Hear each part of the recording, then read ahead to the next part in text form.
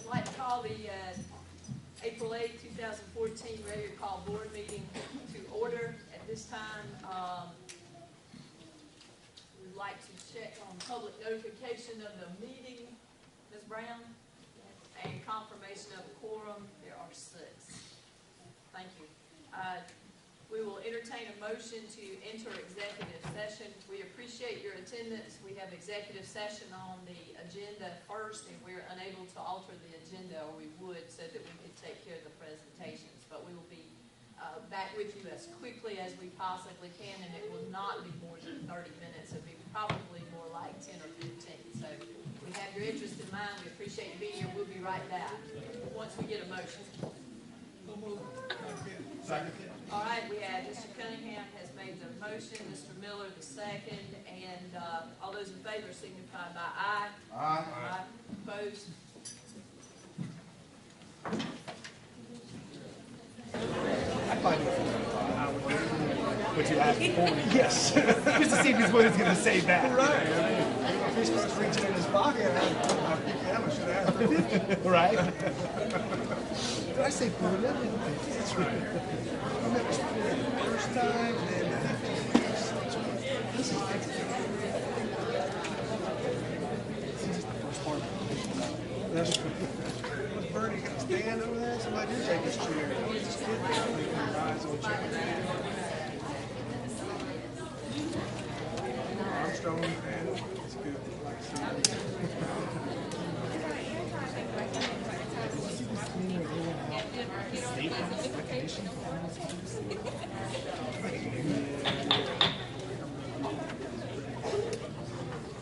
Entertain a motion to exit executive session.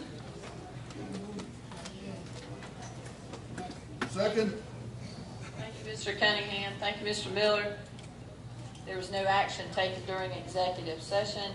All those in favor of exiting it signify by raising of the right hand. Thank you. Again, welcome to the April 8, 2014 regularly scheduled meeting of the Fairfield County School Board of Trustees. We welcome all those in attendance and look forward to the presentations in which you're honored.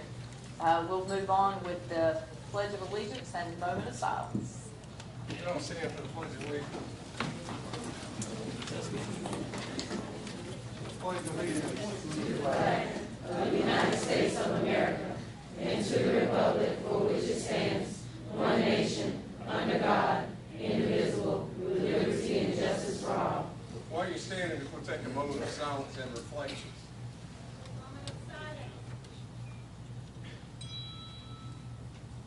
Thank you.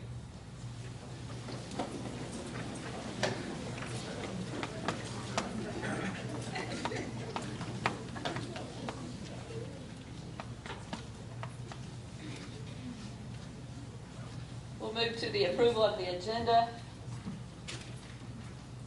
And we'll entertain a motion to approve it as presented.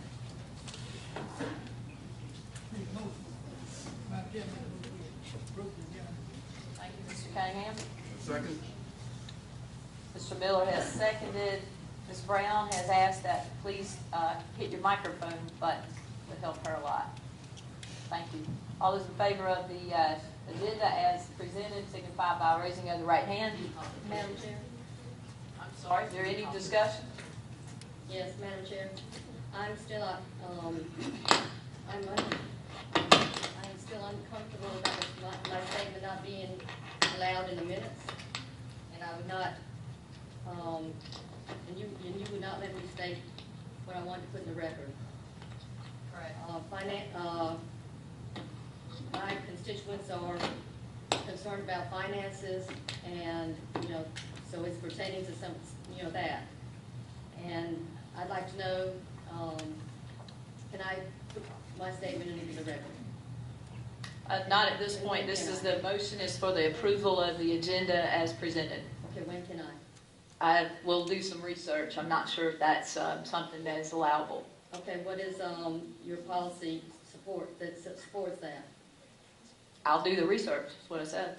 Well, the policy BEDG, for the minutes of the board meeting, any other information that any board member requests be included or reflected in the Ms. minutes. Hartman, once again, this is out of order. We are discussing the agenda, not minutes. Okay, so we can Please bring raise your hand if you approve the agenda as presented. Raise your right hand. Are you saying we can bring it into the minutes then? We've got 5 opposed. Abstain. 5.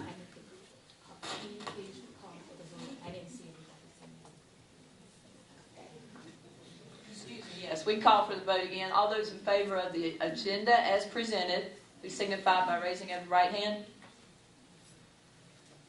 Opposition? Abstention? We've got 5-0. And public comment. Madam Chair, I do not have any. That's it. There is no public comment.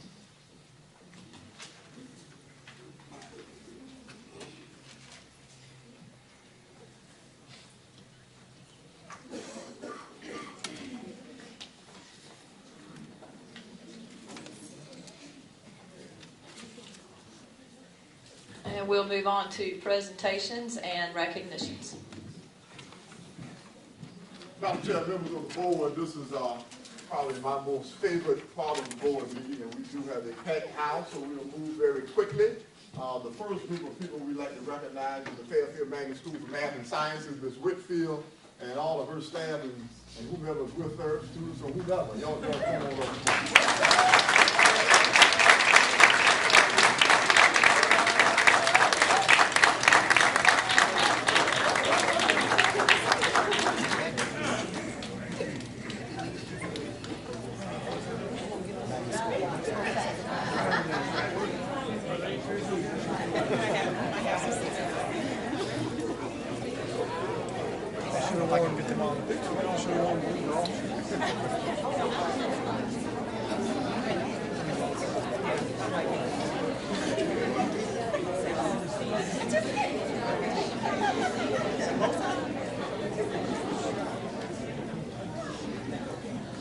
To all in attendance, Madam Chair, members of the board, it gives me great pleasure to recognize Ms. Whitfield and the faculty and staff at Fairfield Magnet School for Math and Science for being recognized as one of 5 schools in the state of South Carolina to receive the Palmetto's Finest Award. Let's just give them a round of applause.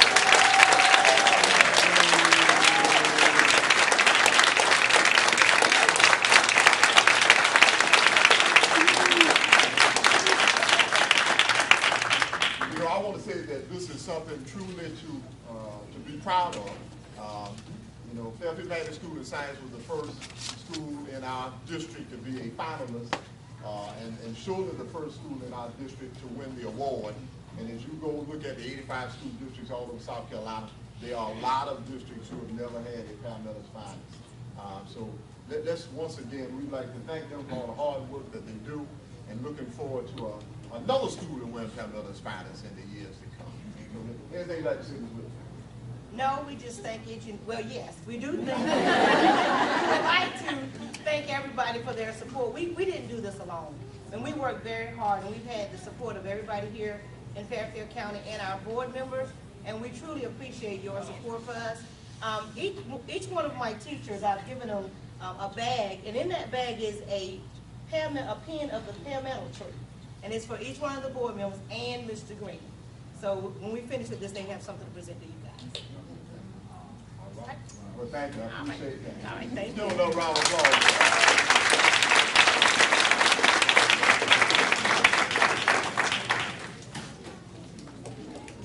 Got me another whole thing.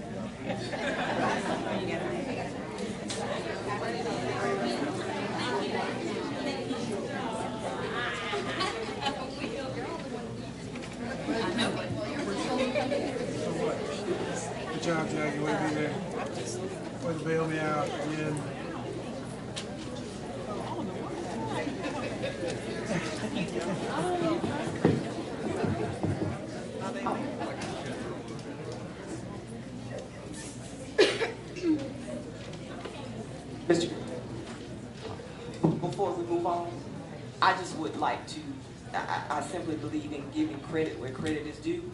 I would like for Dr. Claudia Edwards to stand.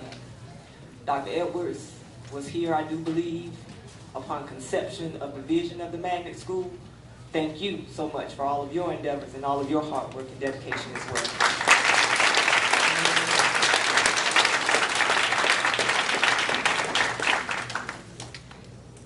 Next, we'd like to recognize Ms. Shauna Moore.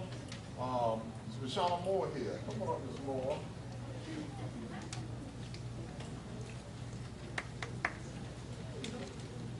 We'd like to recognize Ms. Moore, and I would like to read the certificate. It says that this is for honorary recognition of leadership and selection to attend the Roper Mountain Science Center Plus Institute. So Ms. Moore will be representing us among the best science teachers all over the Southeast. So let's give it a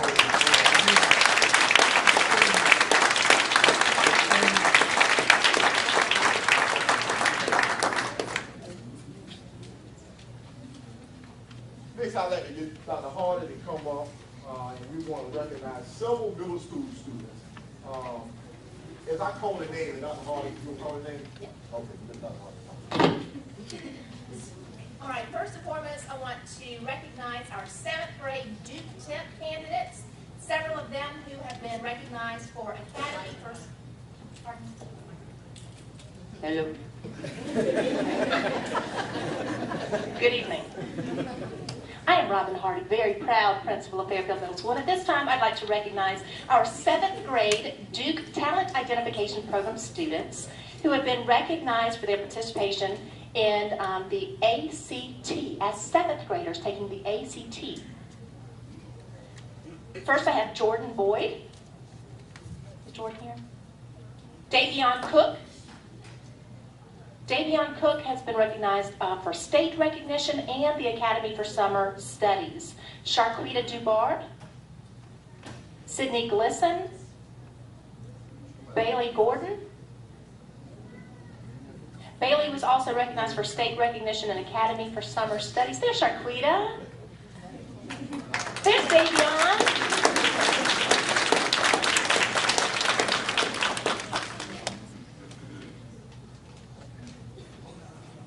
Now the next two I know better be here. Jamara Green and Janelle Green. Janelle was recognized for the Academy for Summer Studies based on her score as well.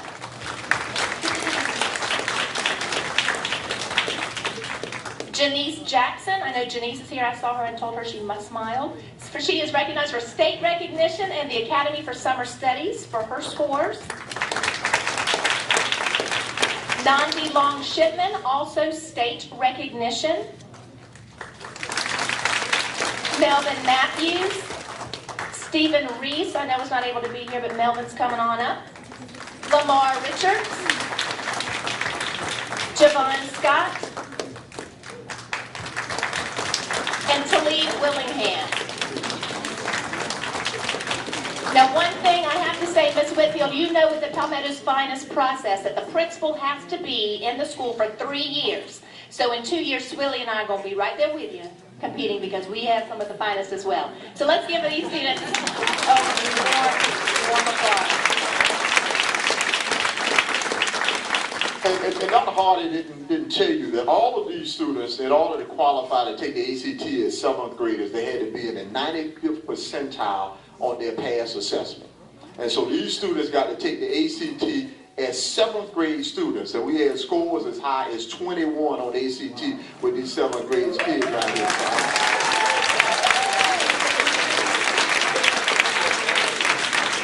Now, I saw a couple of high school folks looking saying, no, just making 21 in 7th grade. So I want to tell you they're doing some outstanding work. And by the time they become juniors and seniors, see, we're going to be looking for 31s. All right. So y'all keep up the good work. Congratulations.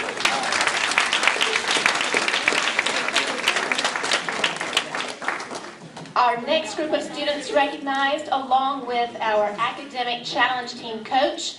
This team went to the state championship for academics and were runners-up. Could not be more proud. They represented the Old English Consortium, so schools across Clover and Lancaster, York, Rock Hill, they were the ones in the state championship. So at this time, I'm going to call up Coach Queen Lewis to be recognized. Along with our Academic Challenge Team students, Mercedes Carpenter,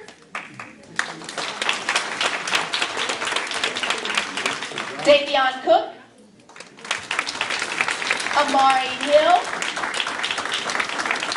Lamar Richards, Keyshawn Robertson, Javon Scott, and Trace Swan. Again, runner-up state championship for active women.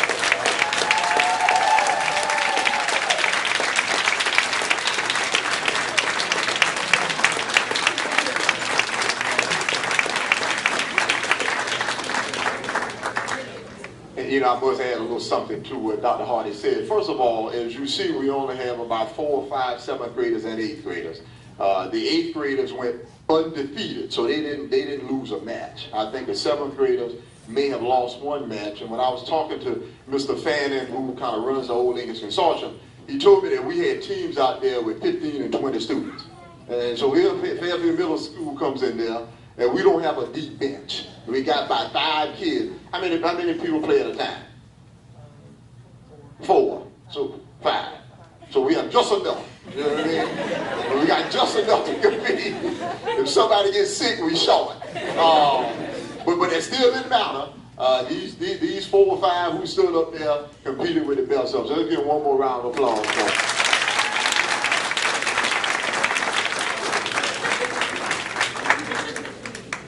The next group that will be recognizing achieved great status in our local science fair, and they were then moved on to the state level with the University of South Carolina for the Region 2 Science Fair. So these 20 students are being recognized for their participation, because we're all about, STEM, science, technology, engineering, math. So we're pushing science throughout the school.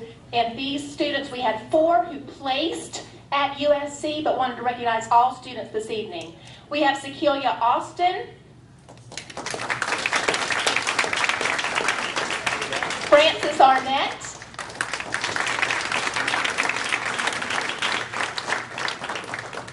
Adriana Ashford,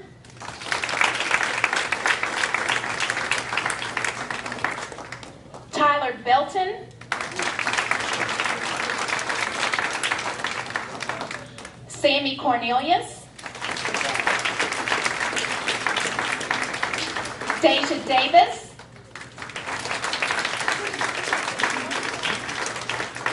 Nikayla Douglas,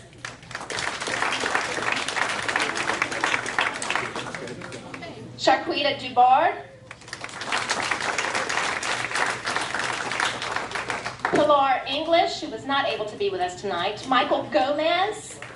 Michael placed 3rd place overall, middle school students for biochemistry, and outstanding achievement in biochemistry, best in 7th grade. Roman Graddick,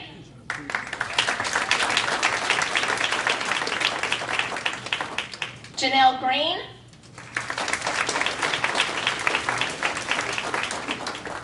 Marissa Green,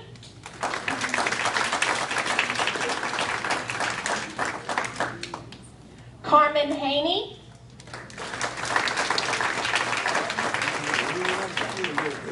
Marquez Pauling,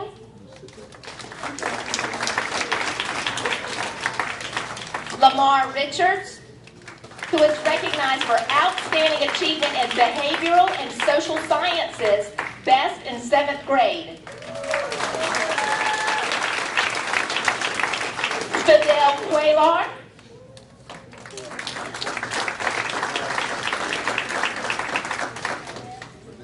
Javon Scott. Javon placed 2nd in the chemistry division, outstanding achievement in chemistry, best in 7th grade. And Trey Swan, outstanding achievement in chemistry, best in 8th grade. Let's give them all one last round of applause.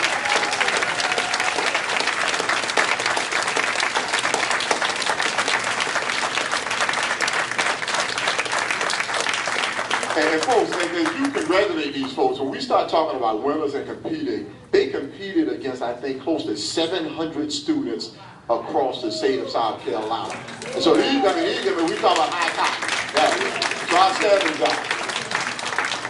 Thank you all.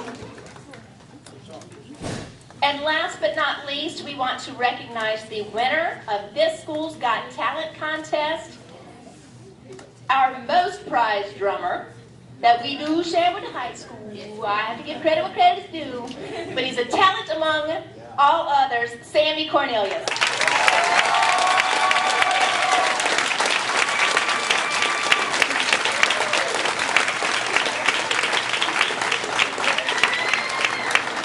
And just let me say, as a result of Sammy winning that contest, he'll be performing at the State Teacher of the Year banquet.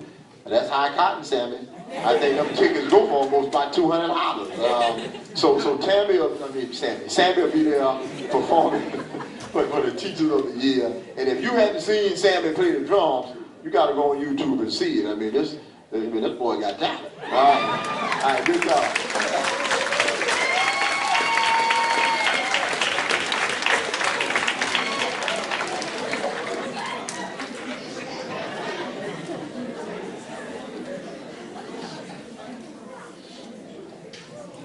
Next, I get to recognize the Pamela Fellow Scholar, Miss Brandy Bell in the house.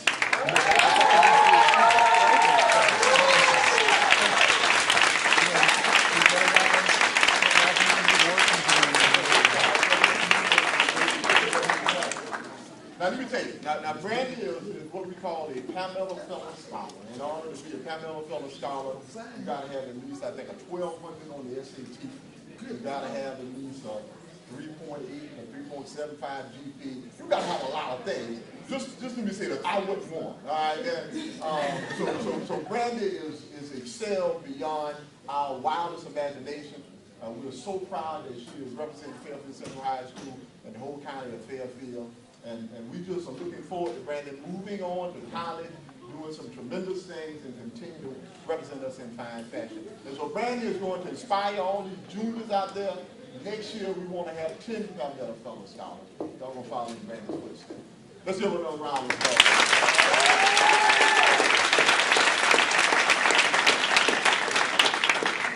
And we can be a little bit more specific about Brandy. She did score a 1200 on her SAT. She also has a 4.7 GPA, and she was in the top 6% of her class in her junior year. So she was an early qualifier. She actually qualified last year to be a Palmetto Fellow Scholar.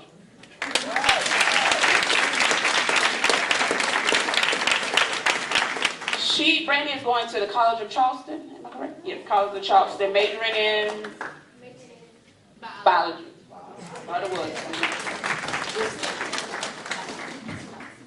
Miss Swift. Speak it though. Okay, good for you. Make sure the Black Caucus school board members have a scholarship. And I think the deadline is the 1st of May, so please make sure she apply for that scholarship. Will do. Thank you. Brandy, see us tomorrow.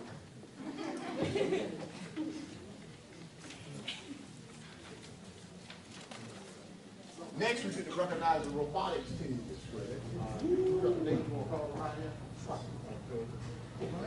If the robotics team, they're in the hallway, so hopefully they can hear me as we call them forward. This is our inaugural year for Griffin Robotics. Wait a minute, they got certificates for you, so we're going to call your names. Team 5327 with our president, Michael Urias. They call him. Vice President Paige Burnett.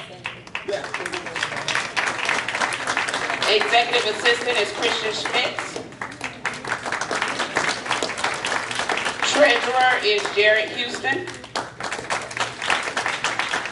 Communications Director is Zachary Bowens. Yes, soccer match. Joseph Rayleigh, Lead Engineer.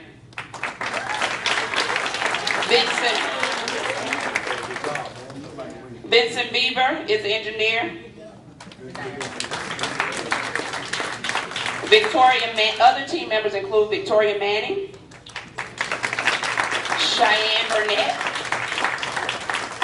Jasmine Carter, Kenzie Downs, Christopher Rayleigh, Kelsey Robinson, Arturo Tapia, Malik Peak, Andrew Garner, Gino Toro,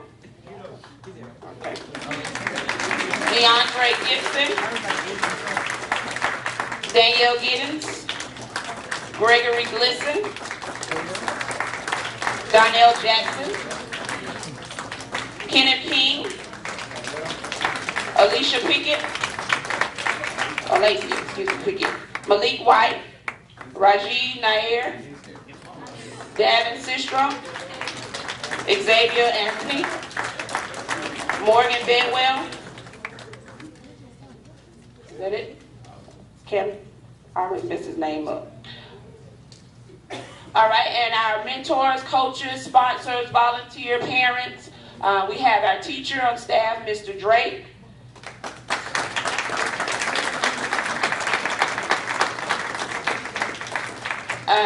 We have our volunteer member from the middle school that gets adopted because his mother helps us,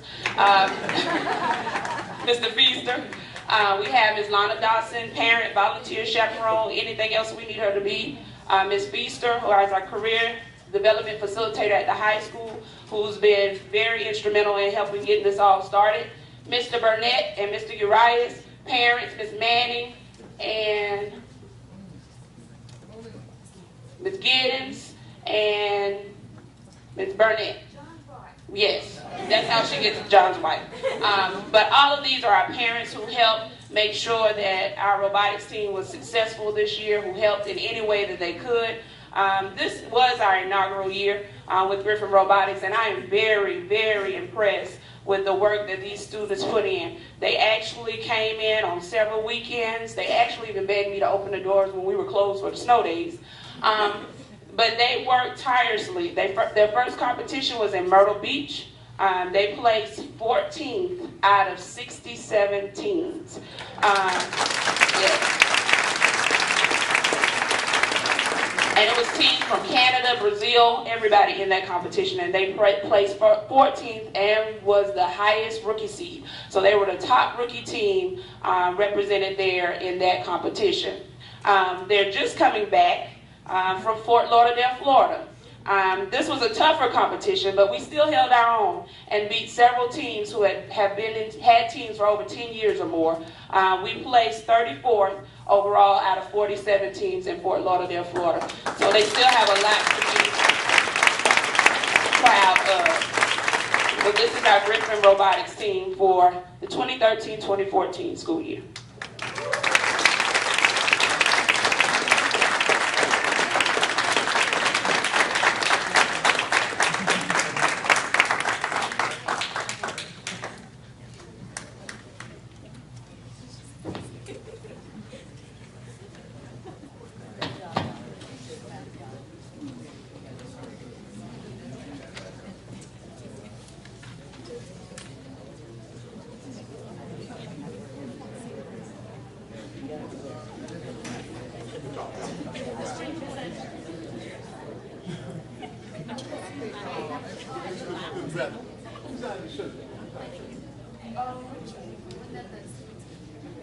The downtown, what's the name of the street called? The shirt company downtown. So the business was in Fairfield. Next we go.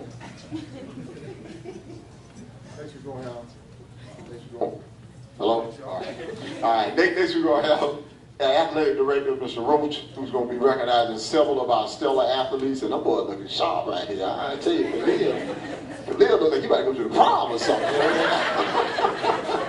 But Mr. Roach, come on up, let's recognize these athletes. Good afternoon, everyone. I'd like to personally thank you all for inviting me and the athletes here from Fairfield Central to come take part in the board meeting. The first person I'd like to recognize, and I talk to her mom all the time about this, is Miss Brandy Bell. Brandy is my student helper during fourth period. She helps me with athletics, making sure referees and everybody else is paid. Brandy always reminds me of that. So Brandy, come on up, please. The next group of kids I like to recognize, and they didn't know why, but are the cheerleaders. I would like the cheerleaders to come forward. And the reason I want to recognize the cheerleaders was because when I look back at the grades and the GPAs, these individuals that are coming up were in the top 5 of each of the senior and junior class.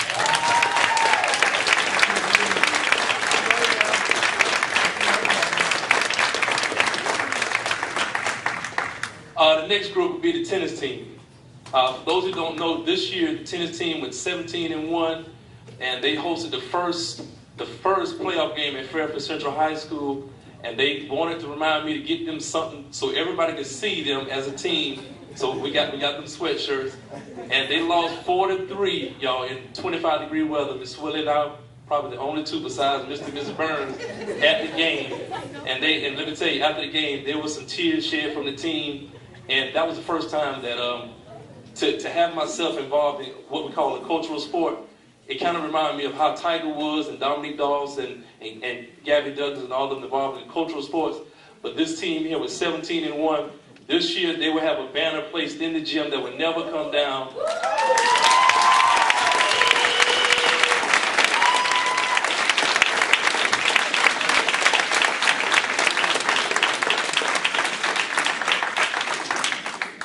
Miss Deja Davis, step forward.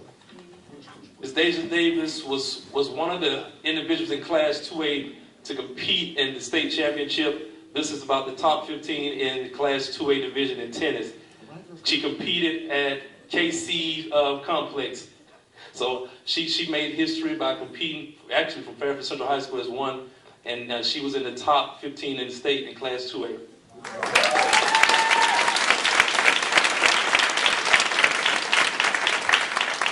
The next team I like to call up is the girls basketball team, varsity basketball team.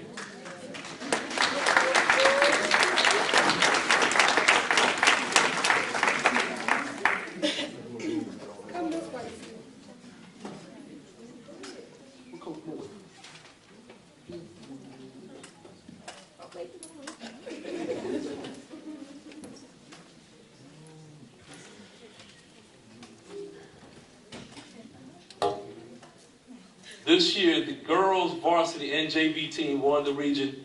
The varsity team will also have a banner that will go up after May 22nd, after the banquet, that will go up in the rafters, and it will never come down. Also, they made history also by winning the region as varsity and JV in girls basketball.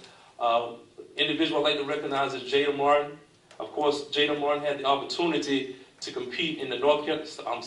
I'm so sorry, Jada.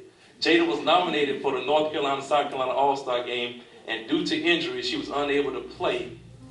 And let me tell y'all, it hurt me more than probably hurt her, because at the time, we were playing Keenan, and I was running the score clock for the game, and she went down with an injury, and I was in denial, y'all, until I spoke with her mama, and let me tell you, we both did not want to realize that Jada had gotten hurt. This individual here is a true student athlete, number 2 in her class, true epitome of a student athlete.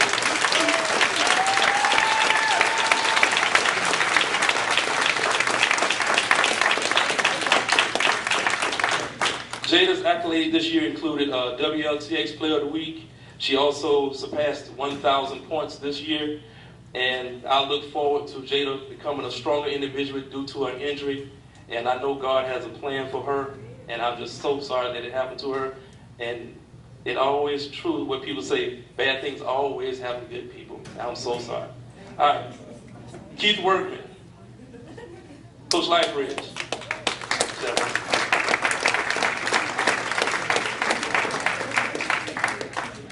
Keith Workman also was nominated for the North Carolina-South Carolina All-Star game. I traveled down to Myrtle Beach to see him play, and it made me feel good that Keith Workman hit the first three-pointer of the game down in Myrtle Beach. So he also surpassed 1,000 points this year. And let me tell you, I went through my voicemails, then I had over at least 50. And there was a coach from Francis Marion that called me, and I said, Coach Lifer, please call this coach back, because he had just asked me about Keith, coming down, playing for his team. So please call him back, Coach Life Ridge.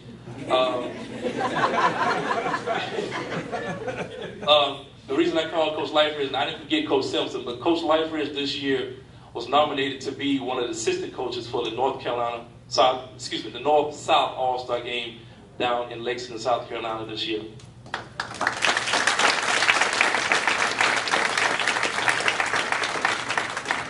Coming forth, Cedric Simpson. This year, Cedric Simpson was Region 3 2A Coach of the Year for girls basketball.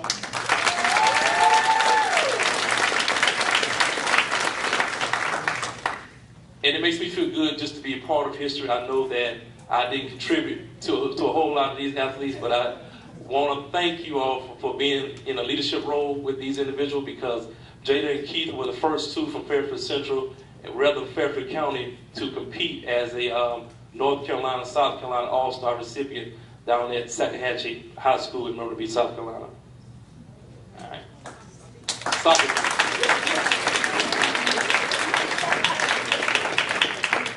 Last but not least, the football team. Now, I'm not going to let Coach Davis speak, but DeAndre Belton was Region 2 Player of the Year, Offensive Player of the Year, surpassing over 5,000 total yards.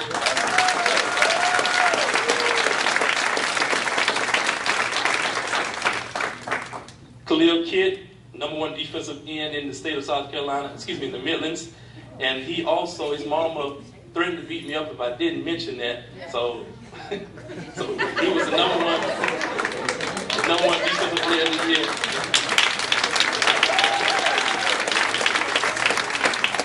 This year, as one of the assistant coaches, we had the opportunity to play for the state down at Benedict. We went 13-0, and it seems, y'all, that nobody ever remembers that. The only game they ever remember was the one that we lost against Dillon. Man, we went 13-0 this year. And I was just so thankful to be a part of that. And let me tell you, the one thing we try to instill in our kids is to always play for the name that's on the front of your jersey. Never play for the one that's on the back. So I thank you all for having me. And hopefully next year we will be a better athletic department. I'll be a better athletic director and also a better person. So thank you all for having us. God bless you.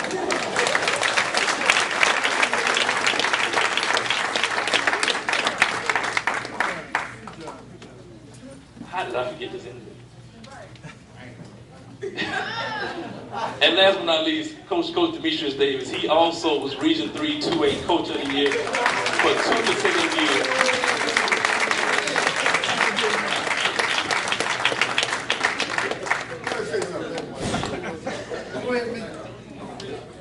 We want each and every one to join us for our athletic banquet on May 22nd. That will be on Thursday at 6 o'clock. Madam Chair, Coach Roach, I'm extremely proud of our tennis team. So if you could consider next year, since the Family Circle is right there in Charleston, let my babies experience going to the tennis match at the Family Circle in Charleston next year. Family Circle. Family Circle. Yes. We'll do that. Thank you, sir. Can I get a shout out to Coach Bowell without outstanding?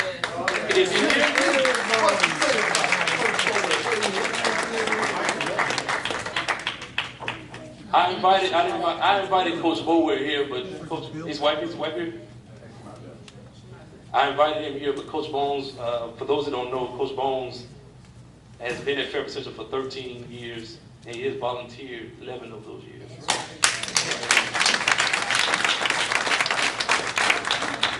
And I spoke to his wife, concerning his, I don't know if I should put this out. I spoke to his wife, to ask him to see if he wanted to come back and continue.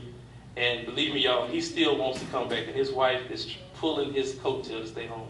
But he wants to come out and still work with the kids. It's one other coach that I'd like to introduce that many of you may not know. She's our volleyball coach, Ms. Gwen Wiltshire. She's at the back. This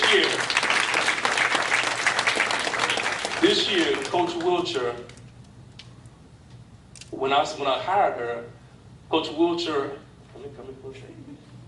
this was the first time I ever seen a coach that took the varsity out and put the middle school on the court.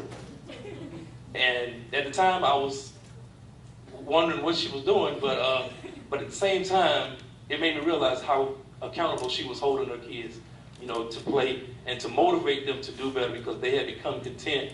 And now she's making every volleyball program at Fairfield Central, as well as the middle school, become one and in line as one.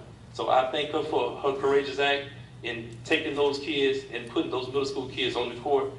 And because let me tell you, it takes some guts to do that, especially with some parents that we have here in the community. Let me tell you, my phone rings off the hook, even though I don't let the coaches know that. It rings off the hook left and right. So once again, thank you all for having us, and we'll continue to do our best at Fairfield Central High School.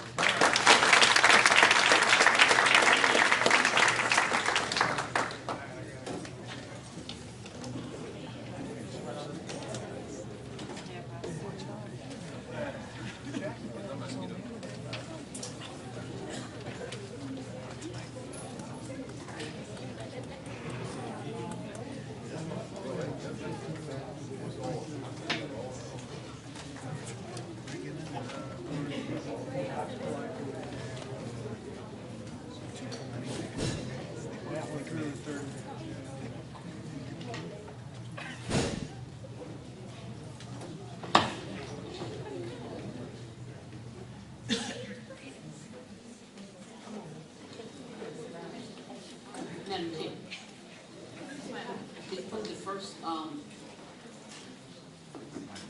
guess presenter come in on the Career Center, is it possible administration could give us a kind of summary of where we are and how you connect the dots? And like we got the architect and the Bill Brownstone here, then we have the project manager, then we about to hire to see him, you know, how that comes together. Ms. McDaniel, of course, we do have that. We're going to do an update. Can we just update doing that? Answer that question when we do all that. Oh, okay. Yeah. I was thinking we might need to make our decision.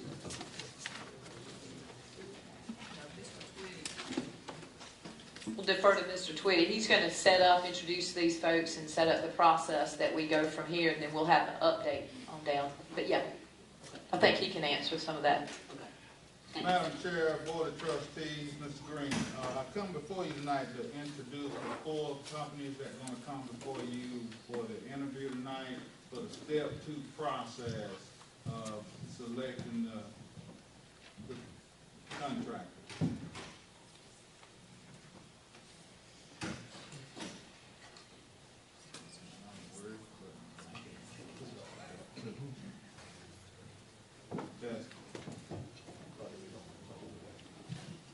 Again, we're coming to you tonight to introduce the 4 companies to do the presentation for the construction of the Career Center.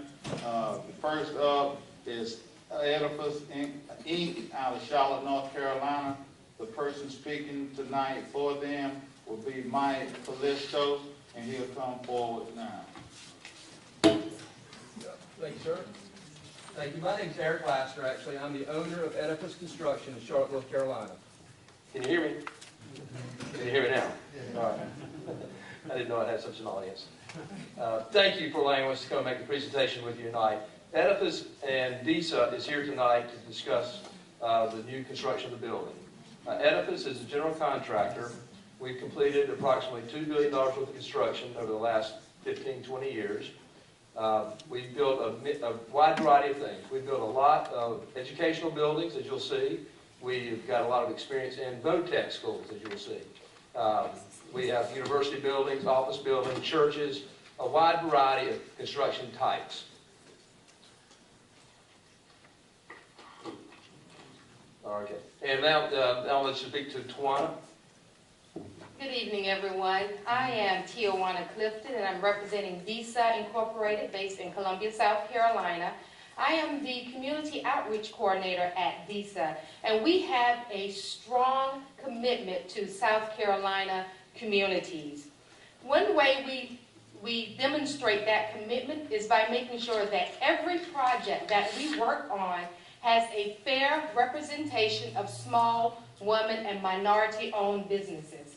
We believe that small, women, and minority-owned businesses are the backbone of every community. So our goal is to make sure that all these small, minority, and women-owned businesses within Fairfield County get their fair share of this project. We believe that SWMBE, small, minority, women-owned business enterprises, equals community success. Their success equals your success. Thank you.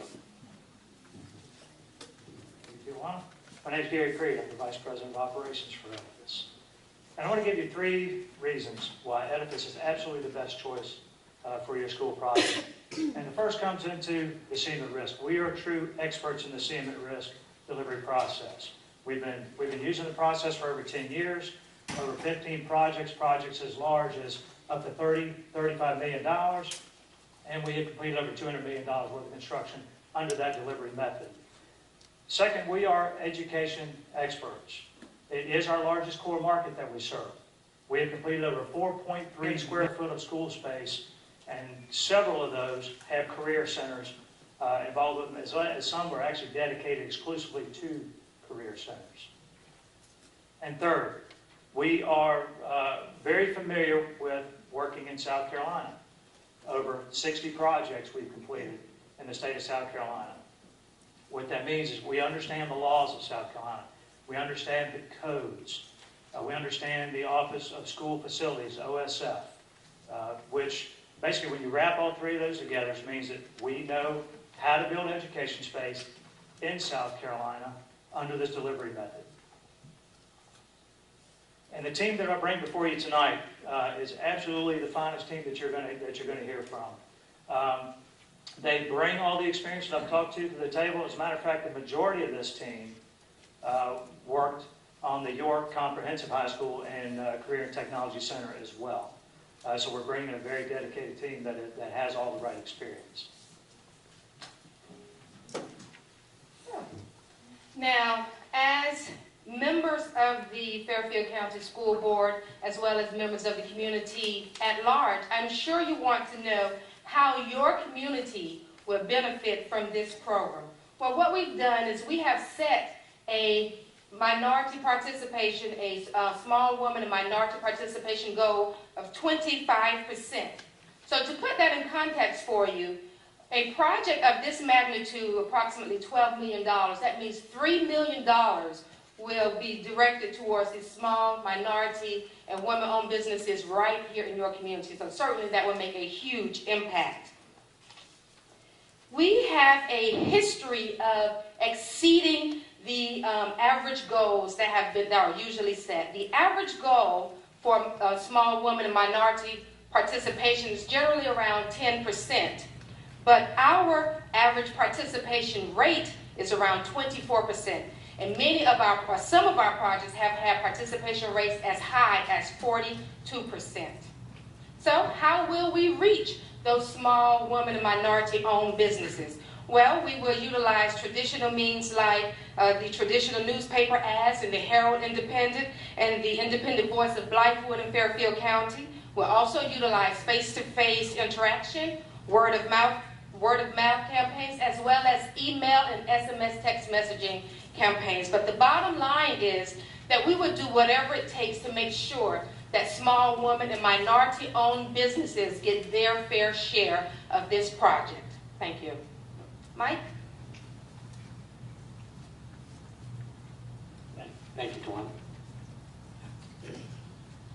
Good evening, everybody. I am Mike Carlisto. I'm the project executive assigned to this project from Edifice.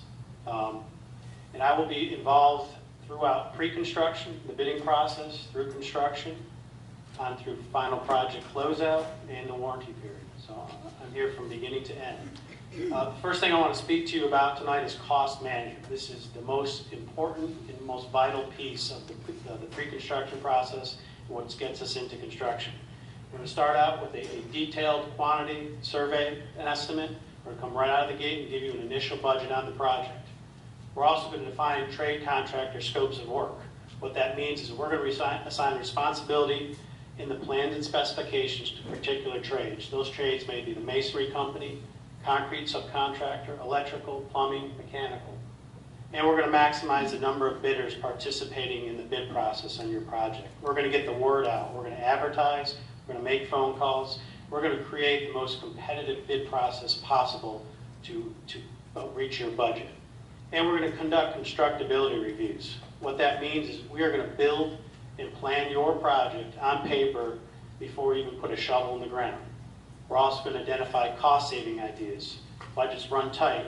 We know that. So when we come to the bid process, if we might have to give you a catalog list of savings items, and we might have to use those to reach your budget.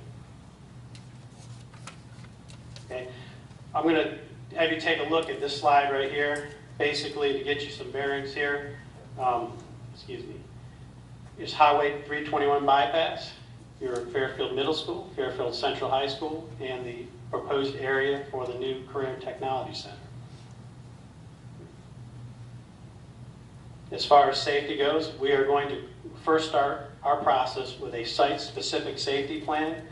Not only will we have safety in mind for construction personnel, but we also will keep in mind the safety of students, staff, parents, visitors, anybody who comes onto the site. Safety of those folks is number one. We're very mindful of the safety and welfare of all your individual students and staff. We will conduct background checks on personnel working on the site. We're also going to badge and ID the folks as they are vetted to work on this site. Also, everybody on site will require a safety vest, hard hats, and stickers. If they have gone through our safety program, they will get a sticker on their hard hat, and they'll be allowed to work on the site as well.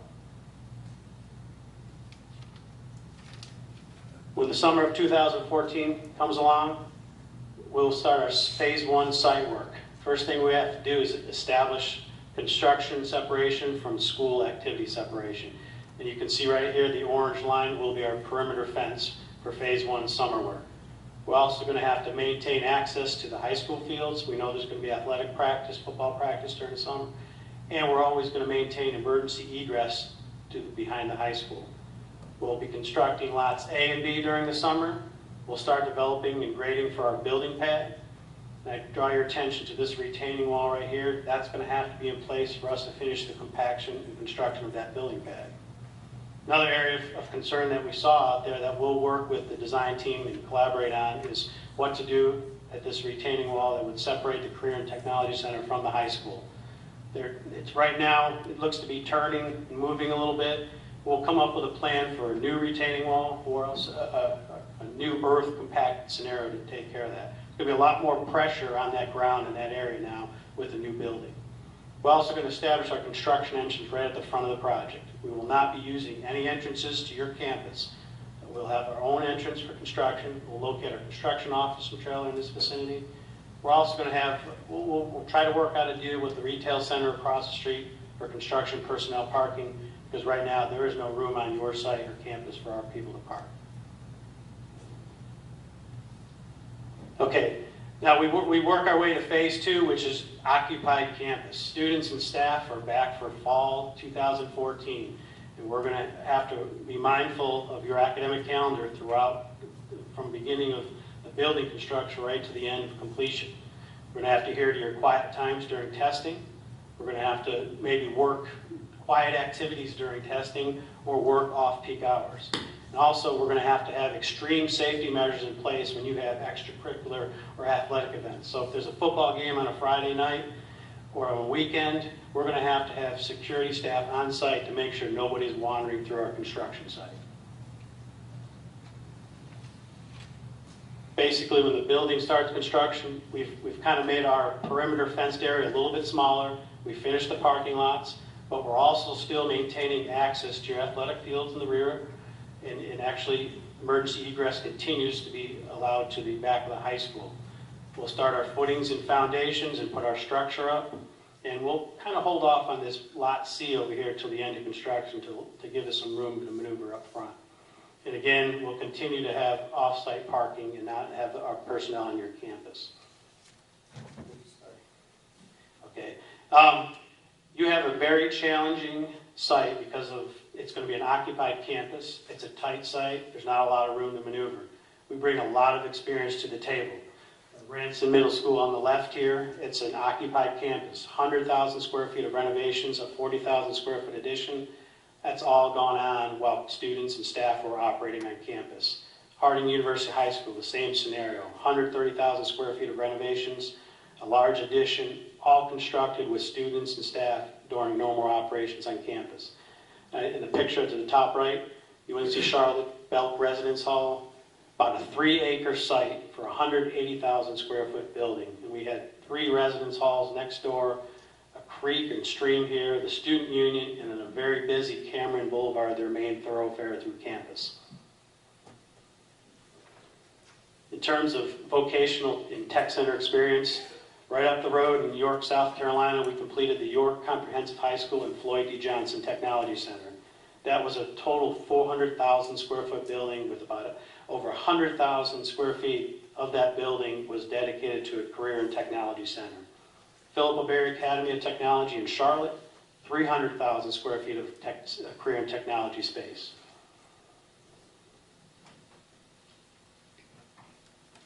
And also what's necessary, when I say specialty equipment, with all these programs, this is not your run-of-the-mill K through 12 school. This is a special school with a lot of special equipment. So what's going to have to happen with all these programs and all this special equipment, we're going to have to start looking at materials, equipment, and long lead items and start scheduling them way ahead of time. We're going to have to coordinate with the responsible parties for power sources, for water, gas, air, and any exhaust that's necessary for all this special equipment for all these programs. And I want to finish up here with a quote. This is from Matt Brown, Assistant Superintendent, York School District 1.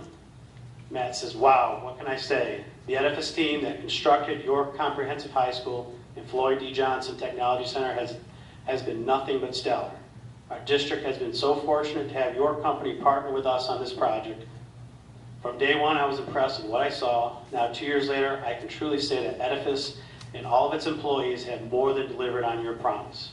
And Edifice would like to deliver that same promise to Fairfield County Schools. We'd love to build your career and technology center." Thank you, Mike. So I think tonight we were asked to come be prepared to speak to quality control, value engineering, scheduling, minority precipitation. Easy for me to say. Precipitation. Thank you. And we've hit all those points in 15 minutes. It's been a whirlwind presentation.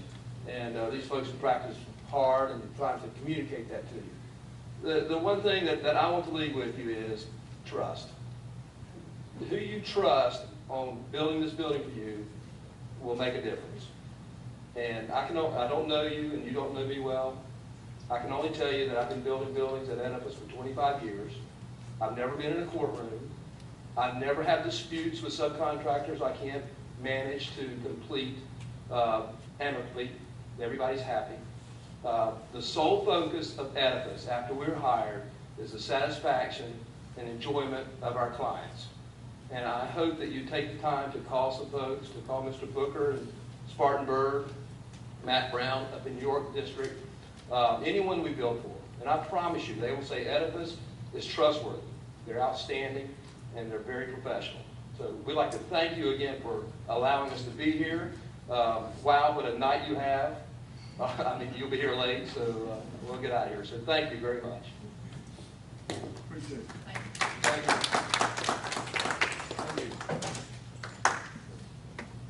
All right. Are there any questions? Oh, questions? Thank you, Mr. Lee. Question? I had one too, Madam Chair, if nobody else knows.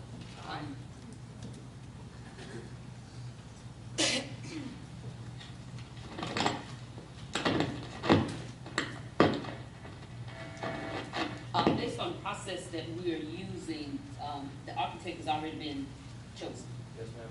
And if I understand the process correct, then you guys will go out and you will look at the design and you will determine what it costs to build the career center and bring us back the maximum amount. Is that correct? Yes, ma'am. Okay. My question is, what kind of collaboration can we expect from you with the architect so that if there's something that goes wrong, like you put a flat roof and then we got issues, then and there's no pointing the finger, how can we know that, what can we expect from you to know that you guys are going to come together as a team, and we already have a project manager hired. So, to my understanding, you'll be like the third wheel. Third wheel? Okay. Collaboration really makes for a successful project. We know that. Every architectural firm that we work with, we partner with. We come to and we organize, first of all, we organize a meeting where we all get in the room and we all talk about our goals and our expectations. Before we talk about the drawings and how to build the building, we all want to make sure we all understand how each of us are going to be satisfied in producing the work in the project. So we have that little kind of team meeting to kind of gear up for it. Then we take the drawings and we thoroughly go through the drawings. In your program, you've got just a little short period of time to get this collaboration done. But as soon as we're notified that we're on board, we get those drawings, we start the process of going through every drawing. We may use a BIM modeling, that's a computer modeling, so we can make sure there's no clashes, the building works, make sure it all fits together. So the air conditioning fits below the ceiling, make sure the steel all works and it all fits together. So we do a thorough analysis of the drawings in-house, okay? We discuss with the architect. If we see there might be opportunities to change or something we don't understand, we have a conversation. But every member of our team will come across the finish line happy and satisfied.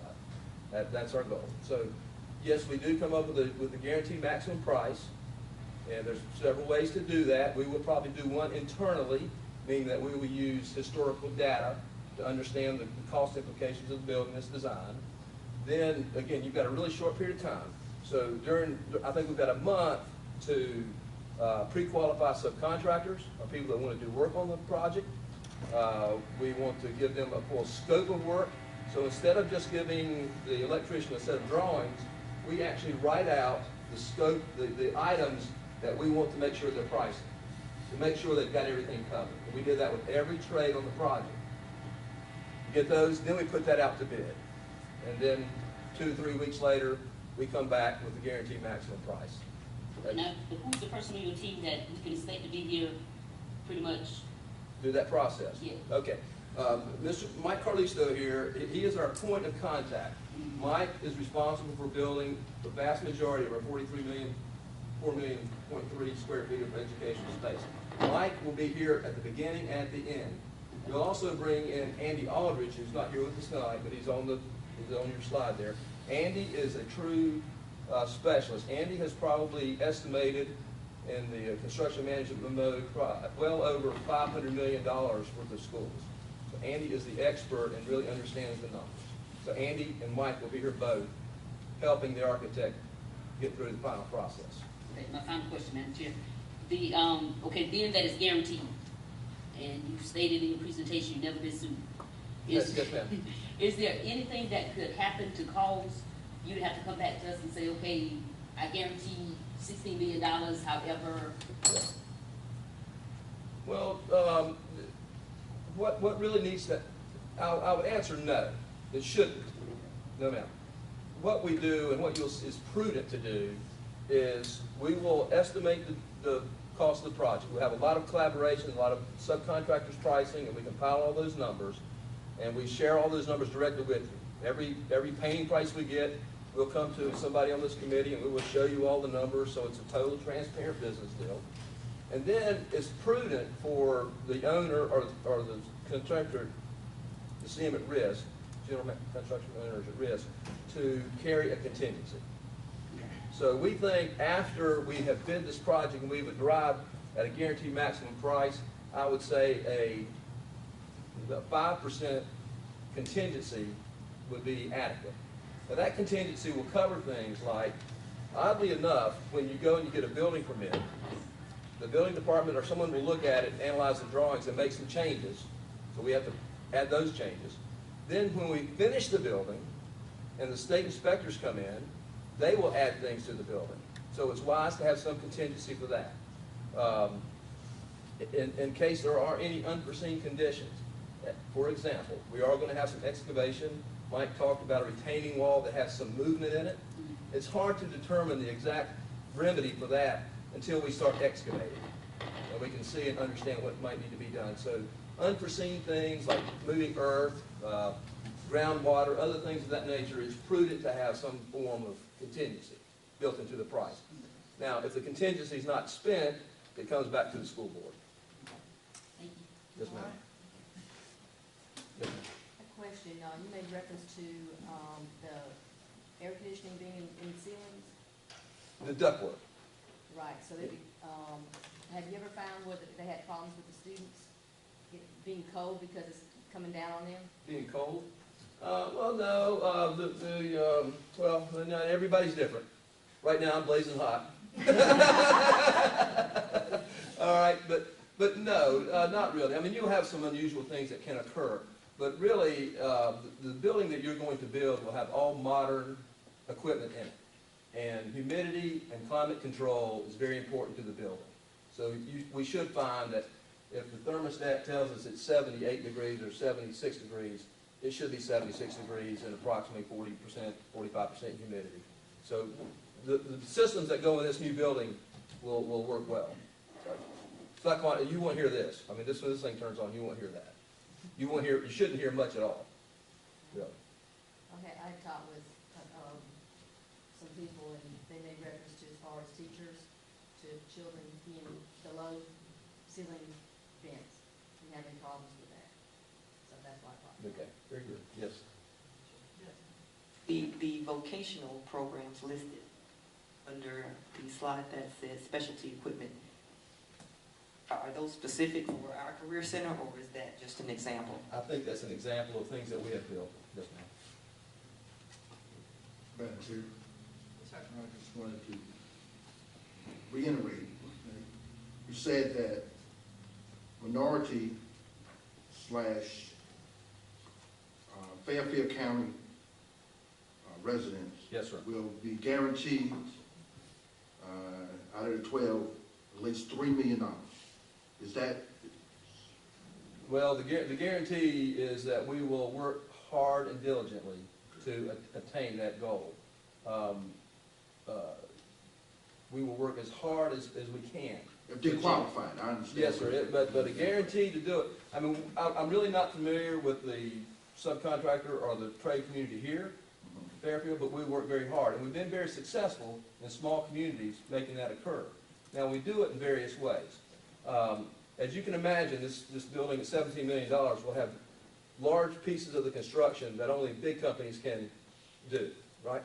Okay, so what we're going to do is we're going to break some of that work up into smaller pieces so a small business person can then get a piece of that work. If that doesn't work, then what we do is the subcontractors, let's say the electrical contractor, we say, all right, Mr. Big electrical contractor, we want you to go partner with a small local firm. So that small local firm can participate in the job. So we generally find that even if you don't see the trucks of the local folks, of the companies, local people actually do build the building anyway. So that we look for labor in the area. So we try to break the job down into small pieces so we can attempt to get local businesses. Yeah. Now, if the businesses aren't here, we can't do it. If they're here, we'll find them. And we have lists, we have workshops, we publicize in the paper. We're going to have a meeting here or somewhere in reference to this project. If you're interested, come to the meeting, and we may have a couple of those. So we look for people. We ask you, if you know someone in the construction industry that wants to be involved, give us their name. We will contact them personally. So it's as you can see through the slide, those are our goals are generally 10%, and we generally hit 24%. So we work really hard to do that. That's not easy to do. Not everyone is going to be dedicated like that. And I'm very happy to have Lisa here assisting in that process. Very good, thank you. All right. Thank you so much. Have a good evening.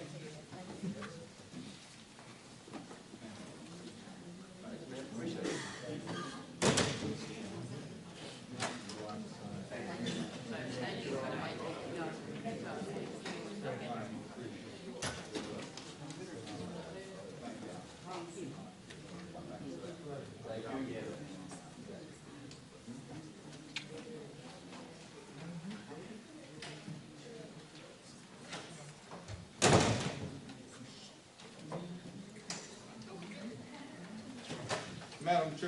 Madam Chair, the next company is MB Con out of Columbia, South Carolina.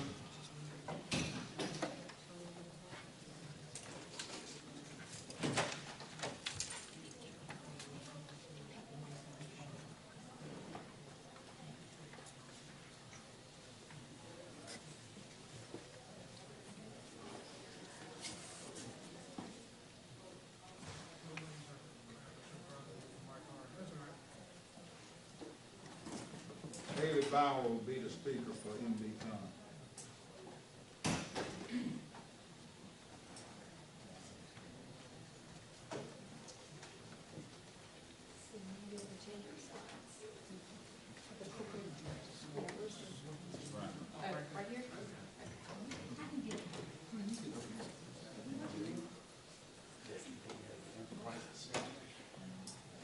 First lady, I'm going to ask you this question.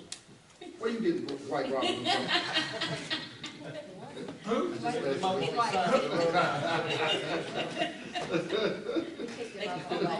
Y'all want to use this or not? Yeah. Use it? Okay.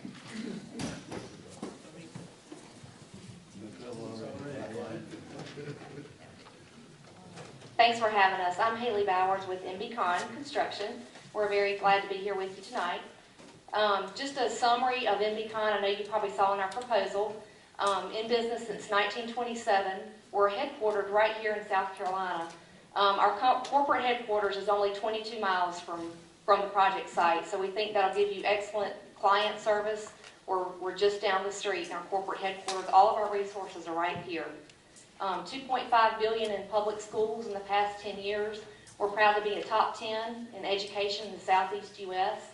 A lot of CM at risk work. It is a little bit different than the regular hard bid process, and we have experience with that. Public schools make up 90% of our staff's work, and the D&B, which is the Dun & Bradstreet, is our financial rating, and it's 5A1, and that's the highest available in the industry. I'm going to have Bill Cram come up and talk to you a little bit about our team. Great, thank you, Haley. It's a pleasure to be with you tonight. My name is Bill Cram. I'm managing principal. I'm Executive Vice President of MB Con. My job is fairly simple. My job is to make sure that our team has all the resources, the people, the working capital, the equipment, materials, whatever it takes to make this building project a success for Fairfield County Schools.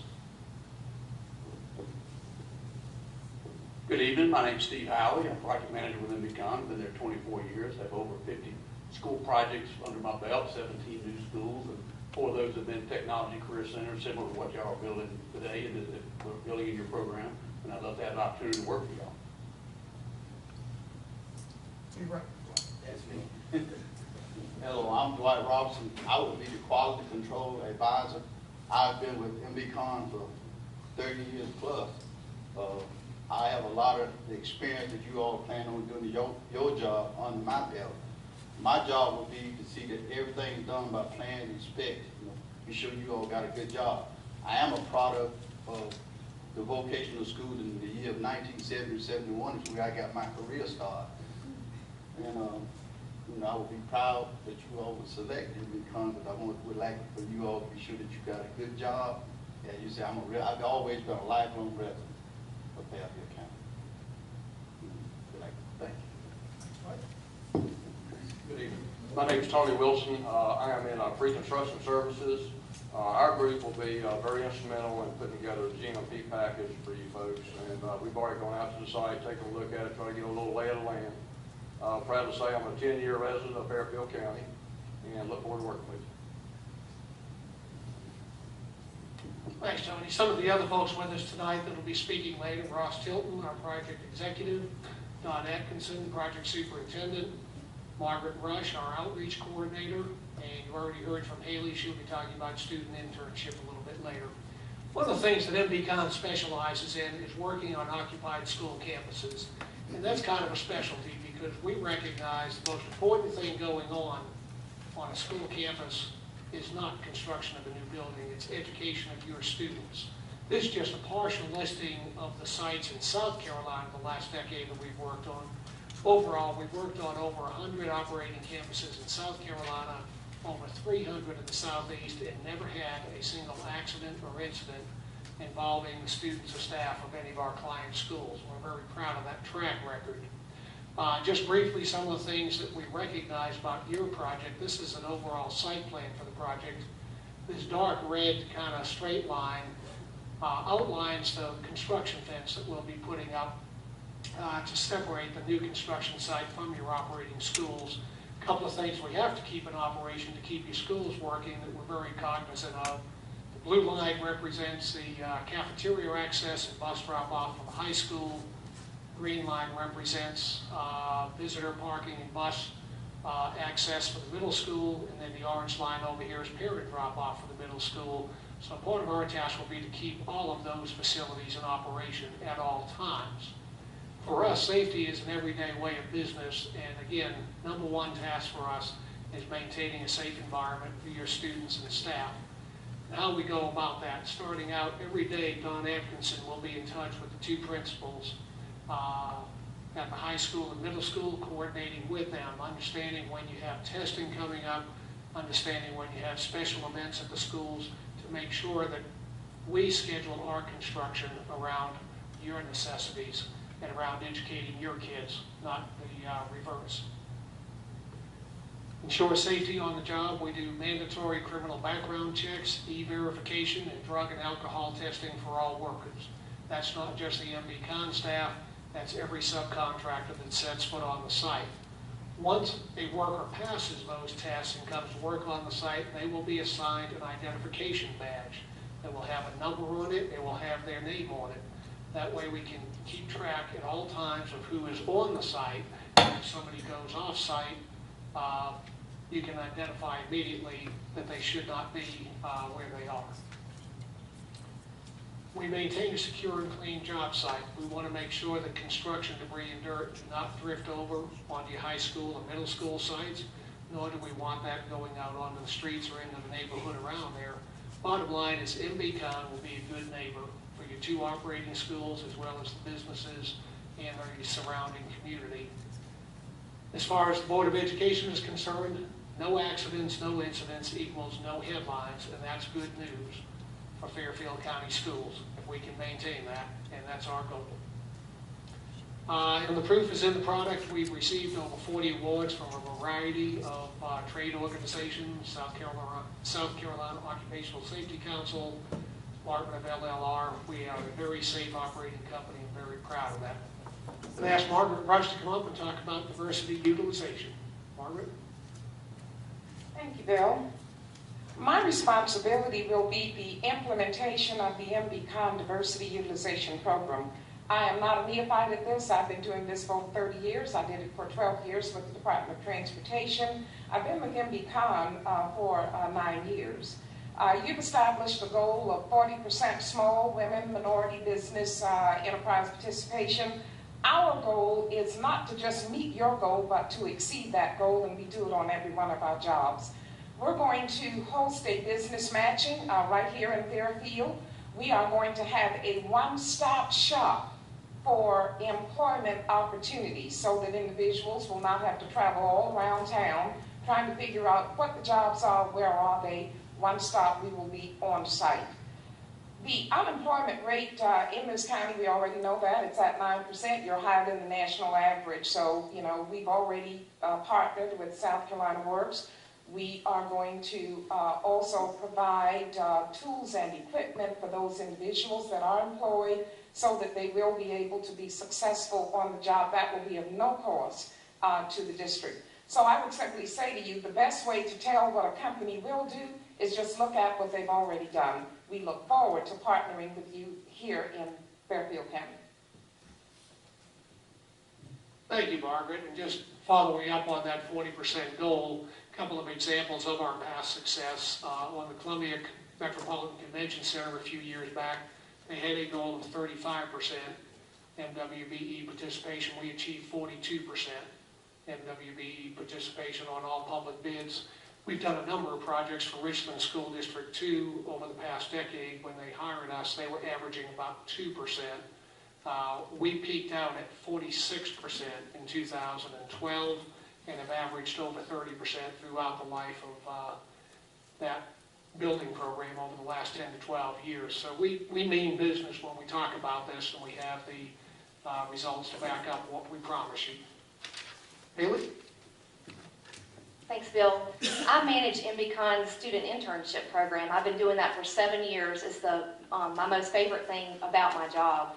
I normally have in between 3 to 5 students actually in our marketing office. So it's not just construction opportunities to teach kids things. It's also graphic design, marketing, business, things like that. And I think this project is a wonderful opportunity, and MBCon is going to use that opportunity to offer a couple of jobs to maybe some of your students who are interested in things like this. We also do special speakers and career day events. And I just want to say, too, that, Mr. Green, I really appreciate some of the programs and things that have been going on in the school districts here. Those are the kinds of things that keep kids in school. And it's much cheaper to keep them in school than it is for them to be out on the streets and end up in jail. And so to me, you guys are doing the taxpayers a great favor with this school district every time you can keep them in school. And that's one of the things we want to do through this project as well. Bill? Thanks, Haley. One of the things we do see this as a great educational opportunity for you students. We're dropping a state-of-the-art career and technology center right in between your middle and high school.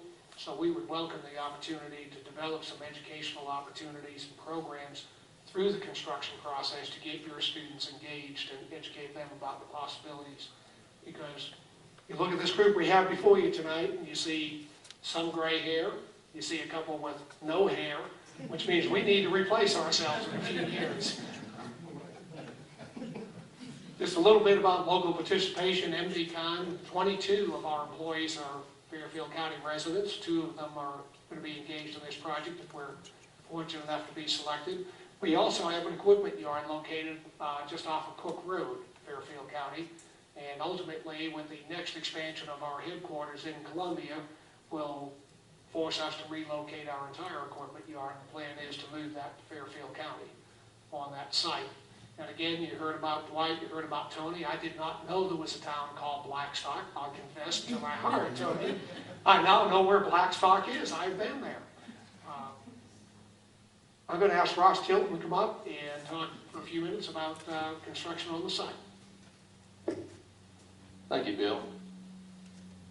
Wrote down a few items I want to talk about tonight, and some of them you'll see up right on the board there. It's the utility relocation that's going to happen this summer. There's a lot of work involved here, but we have to get these utilities, the yellow being the gas line, pink being the water line, and the blue being the electrical communications lines, have to be done so that we can get the footprint of the building in starting in August. Now, I've been here, toured the site, and I see it as a challenge, but I think we've got the people that can do it and make it happen. The footprint of the building has got what they call stone columns or fiber replacement. We have Dwight Robertson, who's done a job in Burke High School in Charleston, has had these kind of fiber replacement columns. Don Atkinson, who was our superintendent, has also done a job down in the Charleston area with these kind of columns. I've done one, so we have the experience here and the knowledge to go ahead and work with the architects and make these columns work and come in on schedule. The dash line that you see in this area is in the initial phase. This is our fencing location for the initial phase during the summer. It will be on movable posts so that we can move this come August and make sure that our job site is safe for your students, your faculty, anybody else that comes around. And make sure you've got adequate parking for your jamboree and any other of the sporting events that you have when you need it, so we can move the fencing around. Thank you, Ross. So that foundation system is not your ordinary foundation system. There aren't a lot of companies that have experience, and it takes understanding the sequence of events that it has to go in to really have it function and stay on schedule. It's part of the reason why we chose the team we did to bring to your project. In closing, I don't think you'll find a more experienced firm in K-12 education in South Carolina. MBCon has built more schools in South Carolina than any other firm over the last 2 decades. We talked about our team presence in Fairfield County. Dwight Robertson and Tony Wilson being residents, and our business up here. We have the most career tech experience of any firm coming before you tonight. We built more than 25 career tech centers in the last decade, and we'd love to add yours to our string of successes. Successful, proven local and minority business programs. Margaret's been leading our programs for 8 years, does a terrific job, and we believe in it. It's more than just putting up numbers. It's more than just saying, yeah, we're going to do this. MBCon has a long-term commitment to making these programs succeed and to reaching out to local and minority businesses. Commitment to use local resources, the one-stop shop, the assistance with tools, trying to create opportunities for Fairfield County residents. There's a lot of statistics out there, but basically every dollar that gets reinvested in Fairfield County turns over 5 times. So the more ways we can find to employ your residents, employ your small businesses, employ your vendors, the better it is for Fairfield County. Proven safety program, can't say it enough times. The most important thing is the safety of your staff and students. We'll get the construction done, but we've got to take care of them. Time flies. I know my 15 minutes is up. Just in closing, we were thrilled to be your program manager some 30 years ago on Fairfield Central High School, and we would love to have the opportunity to come back and renew our partnership with Fairfield County Schools to build this career and tech center. We truly hope you'll select us. With that, we'd be happy to answer any questions.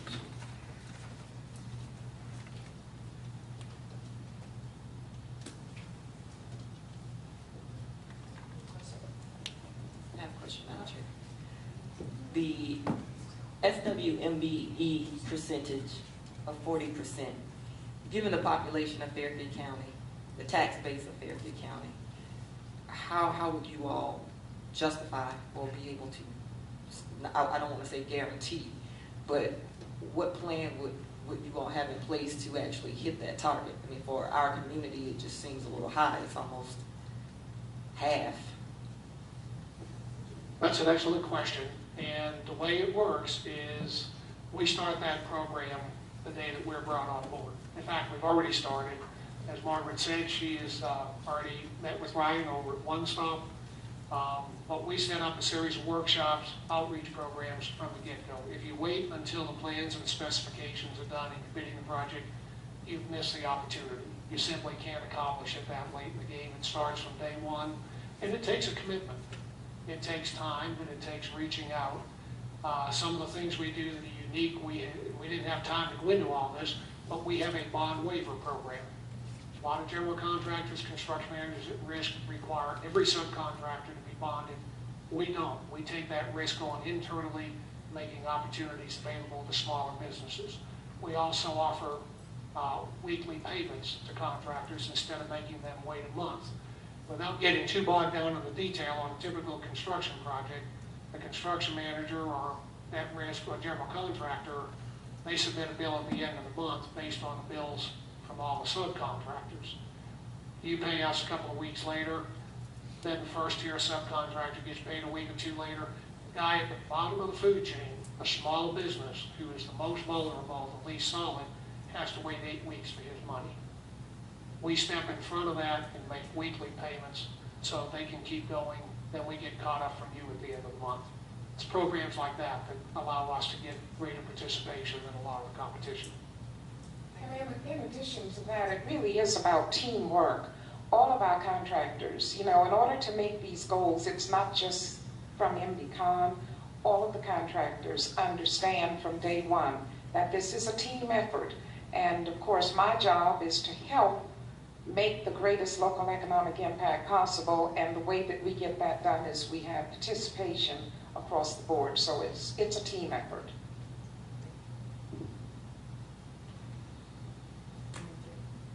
Yes. Have you found having any problems with, have you found that having any problems with, if you put the air conditioning system in the roofs as far as coming down on the children being too cold? That's more of a design issue than a construction issue, but if it's designed properly, there's a whole variety of different HVAC systems you can put in. If you duct it properly, make sure it's installed properly, it shouldn't be a problem for having the children too cold, but that goes to the quality control issue of having a Dwight Robinson on your project. Someone looking at it to make sure it's installed properly per the plans and specs. Each room is privately controlled by itself, anyway. I think what she's talking about, a lot of times when you go to restaurants, the air conditioning unit, ceiling fan, whatever, coming down, and it's blowing directly on certain people depending on where they sit. I think that's what she's talking about. Yeah, and that's a design issue as to how much air is actually moving through each one of your diffusers. And there's pieces called dampers in the ductwork that are adjustable that can reduce that airflow so you don't have that problem. And again, we have experience in all kinds of HVAC systems. We'll work with the architects and engineers during the design process to make sure you get a system that won't have that problem of dumping all that cold air. The reason I'm asking is some schools that have told me that they had a lot of problem with that, with coming down on the students. So I thought I'd ask that question. So that kind of segues into one of my biggest concerns is the collaboration, being that the architect is already selected. I'm not sure where they are with the design phase, coupled with the fact that it is a guaranteed maximum. You know, whatever you guys put together and tell us that you it's going to cost to build it. It's pretty much what you're stuck with. So what can we expect from your team in working with the architects to make sure if there are any problems exist that they handle between you guys and it's not a problem or a point finger? I'm sorry. One of the good things, if you hire MBCon, is we have done more than 50 projects with Boomerang Design, formerly MBAJ Architects, as well as numerous projects with Brownstone Group. So we're very familiar with both of those firms, have worked closely with them in the past and have an excellent working relationship. I don't know, is Pierre Henwood the architect you're working with here at MBAJ? Yeah, Steve has done several projects with Pierre in the past, and we have a great track record with them as well as with Brownstone. Can you think of absolutely anything that would cause you to come back to us? I mean, the guaranteed maximum is supposed to be guaranteed maximum. That's correct. The guaranteed maximum price is based on, the things that would come back to you. And I'm very open and honest about these things that are a guaranteed maximum price would be if you added something to the project after we got started, and if the soil conditions don't match what's in the reports. Those are typically the two things that come back on you. Other than that, we give you a guaranteed maximum price, that's what it is. We build everything on the plans and specs for that price. If it comes in under that, you get all the savings. We haven't asked that question, but that's how we operate, is we believe that the client gets all the savings back at the end of the job. And if it goes over that number, MBCon gets mad at me because it's coming out of MBCon's pocket. But that's what a guaranteed maximum price is for, to protect the school district. Thank you. Madam Chair. Yes. You did answer one of the questions I was going to ask about the local vendors being able to, I guess, your company or any good company being able to be blended under your company. So I think that's a good thing. However, I got this one question. I've been looking at these blueprints up here. Where y'all going? When football season goes, how they gonna get to the game? Might explain that to me. Well, I've got a floor plan here. Hold on a second.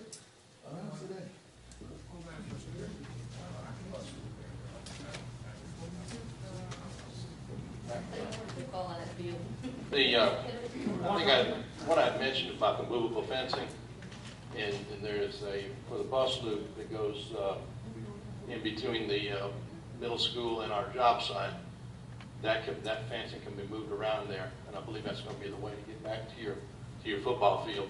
And that's where we had said that we could move it around and hopefully gain you some more parking spots, especially with your jamboree, any other bigger activities that you have. So it'll be stationary, but also movable. And this is kind of fencing that we've used at airports before that TSA has approved. So it's a secure system without question. Yes? Another question was, this apparently is going to be like mostly a flat roof. Have you had any problems with situations with those? With flat roofs?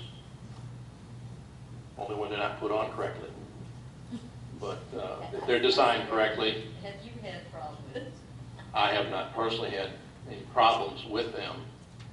Again, it's the manufacturer that's chosen, make sure all the details are done correctly, have the roof manufacturer come and inspect the roof when it was put on, give you your warranty, stamp it, date it, and make sure that you get all the things that you do for the plans and the specifications. That'll be part of Dwight Robertson's job. Let me add to that. We recommend the use of an independent roof consultant to look at the specifications prior to bidding and also to inspect the roof upon completion, just to verify that everything is installed correctly, because that is, you've raised two questions, which are the two most troublesome areas for most owners, is the heating and air conditioning system and the roof system. You've hit on the two most difficult, challenging aspects of construction, and that's why having good quality control is important and having qualified contractors on the job. When we talk about waiving bonds, I can assure you one area we never waive bond is on a roof, because we want that guarantee to be valid for you for the life of your project.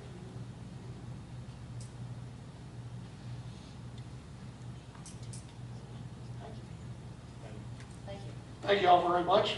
We certainly appreciate this opportunity, and we would love to be selected for this project.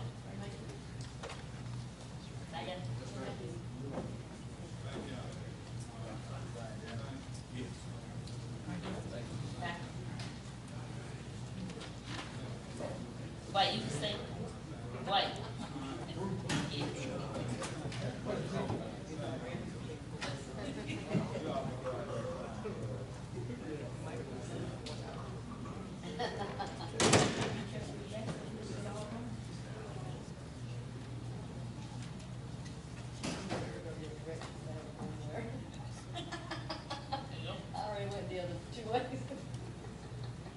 Madam Chair, Board of Trustees, Mr. Green, the next company up is KBR out of Charlotte, North Carolina.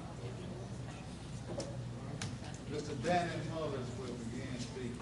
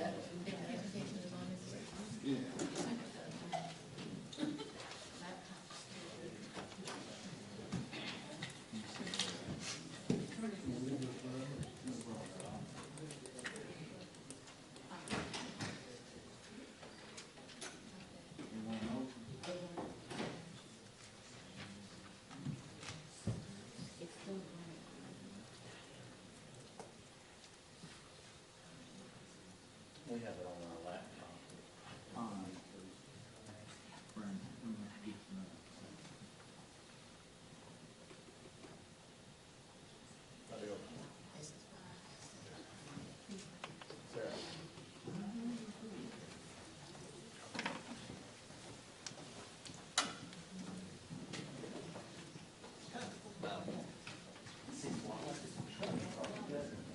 All of our best laid plans. Starting with your plan B.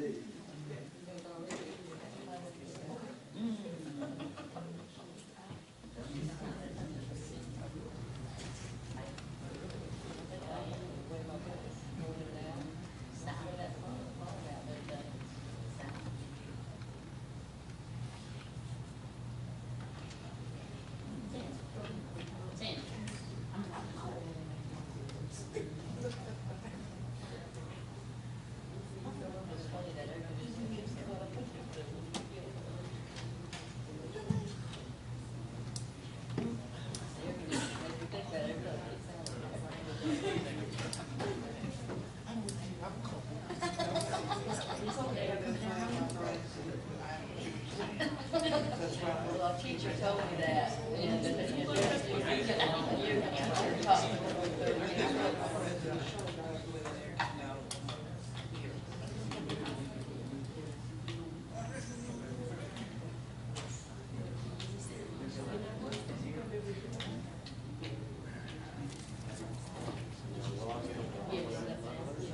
We're gonna be able to click from over there? Yes. You turn our recording. I got to see it on my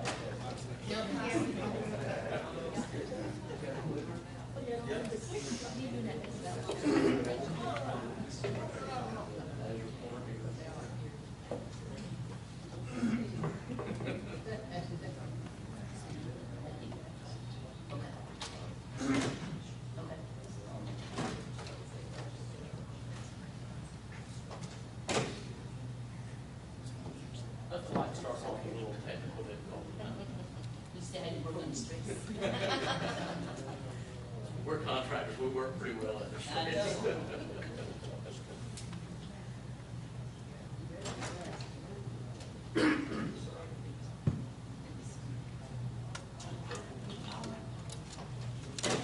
Everybody in that we can get started. Well, first of all, I'd like to thank you for inviting us here tonight to present to you our construction management expertise for the Fairfield County School District. We're really excited about this. We've got our team here with us, and thank you for this opportunity. Thanks. First of all, my name is Danny Mullis. I've been with KBR Building Group for 15, going on 16 years now. I'm the project executive. My responsibilities are K-12 and commercial projects in and around North and South Carolina.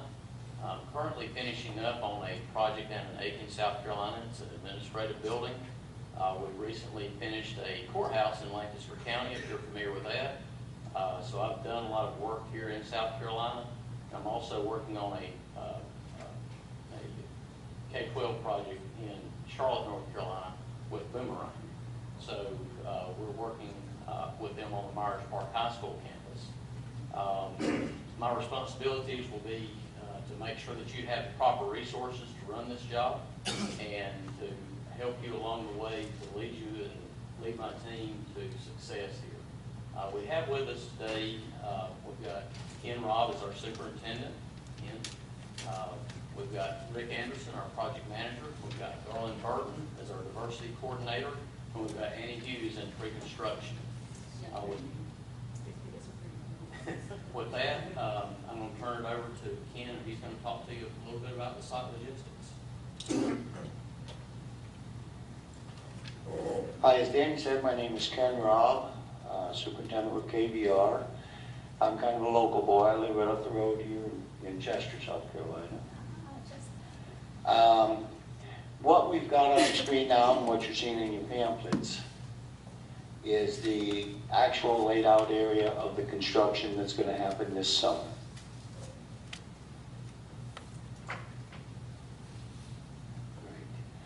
And that includes the parking lot A, B, C, and the actual site pad area.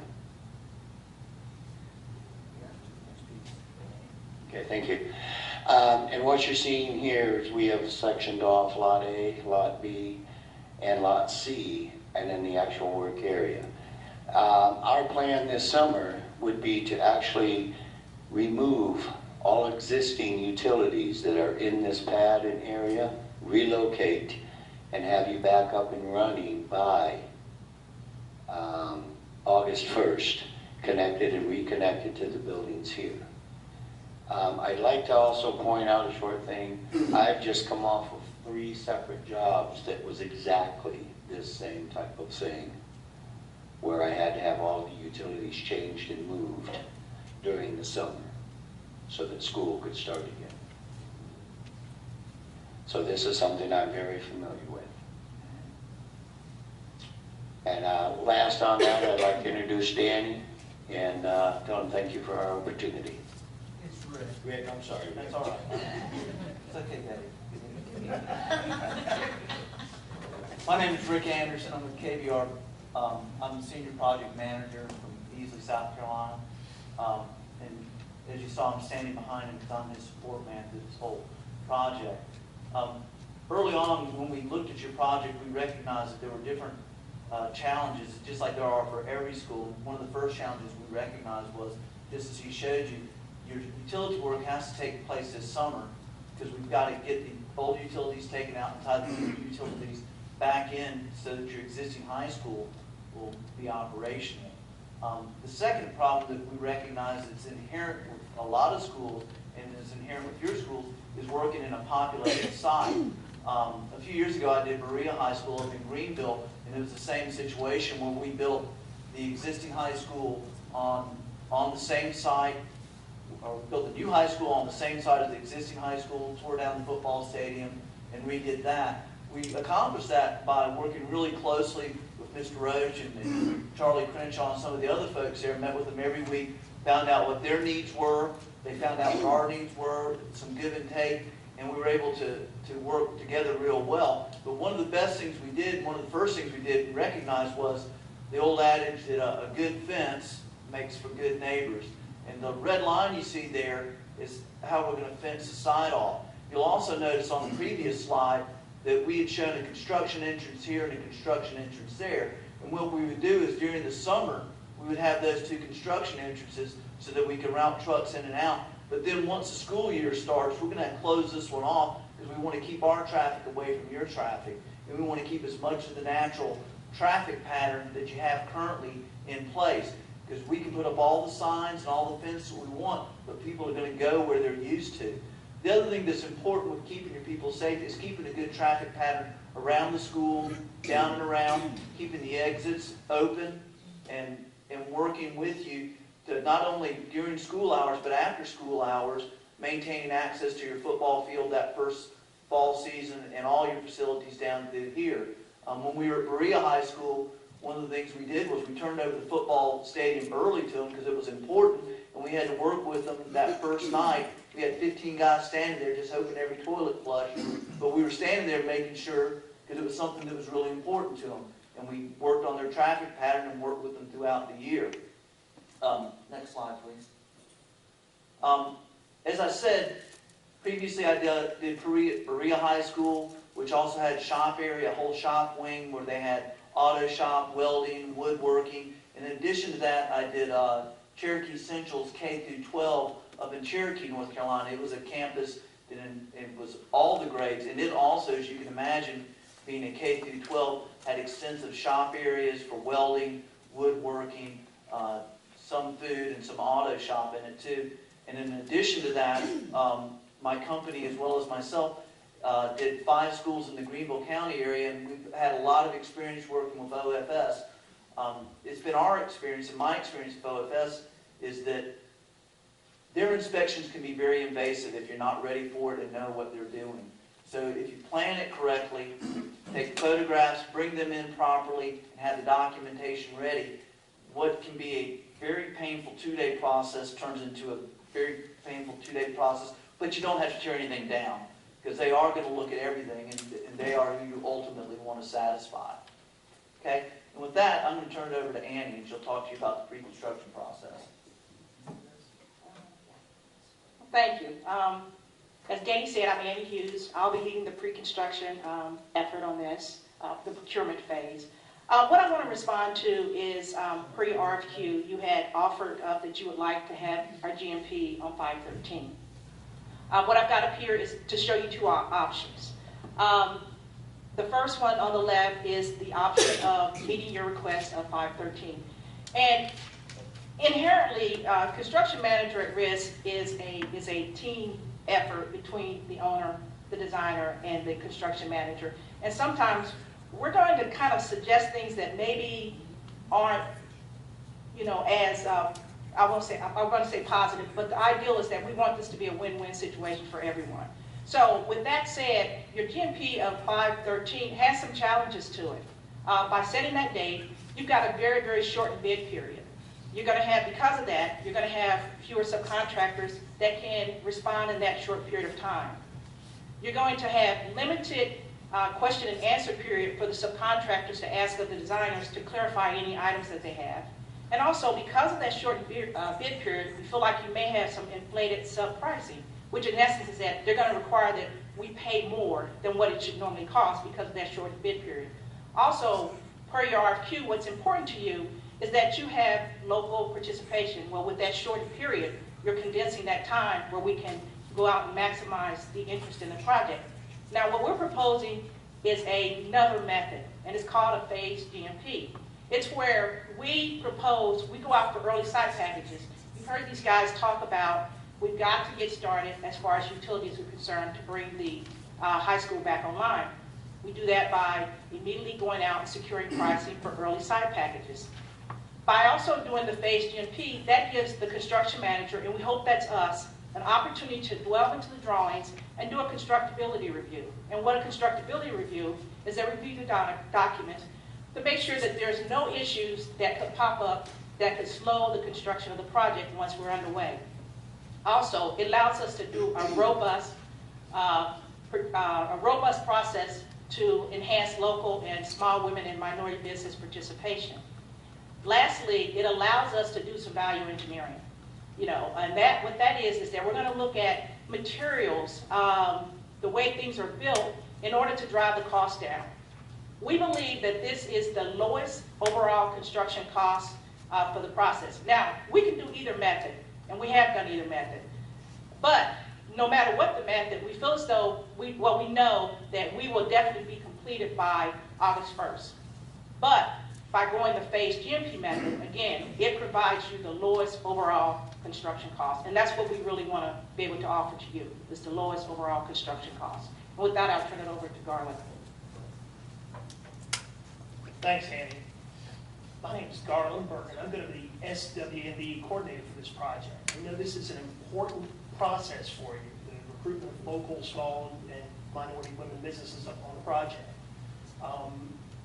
KBR Building Group has an internal company goal for SWNB participation that is separate and distinct from client goals or jurisdictional goals that may be less than our own. Our goal is company-wide, and we're proud of our record of achievement. Our typical process for SWNB inclusion is comprehensive and expansive. It involves a series of outreach meetings where we bring contractors in, help them to come up to speed with their understanding of the project, help them understand the procurement process. We look at creating what we call reduced barrier trade packages. We know the challenges. I'm a former contractor myself, and we know that there are economic impediments to firms, and so we look at crafting trade packages that remove barriers common to the participation of small and local businesses. We know that bonding and other economic impediments, insurance requirements, can be a barrier to firms, and we can implement mitigation strategies to address those issues. And our typical results are pretty outstanding for our industry. Proof's in the pudding. Take a look at the chart at the bottom, and you'll see some of our SWNB achievements on a few recently completed projects. And with that, I'm going to hand it back over to Danny. I know we're pressed for time. Thank you, Garland. close with why KBR Building Group.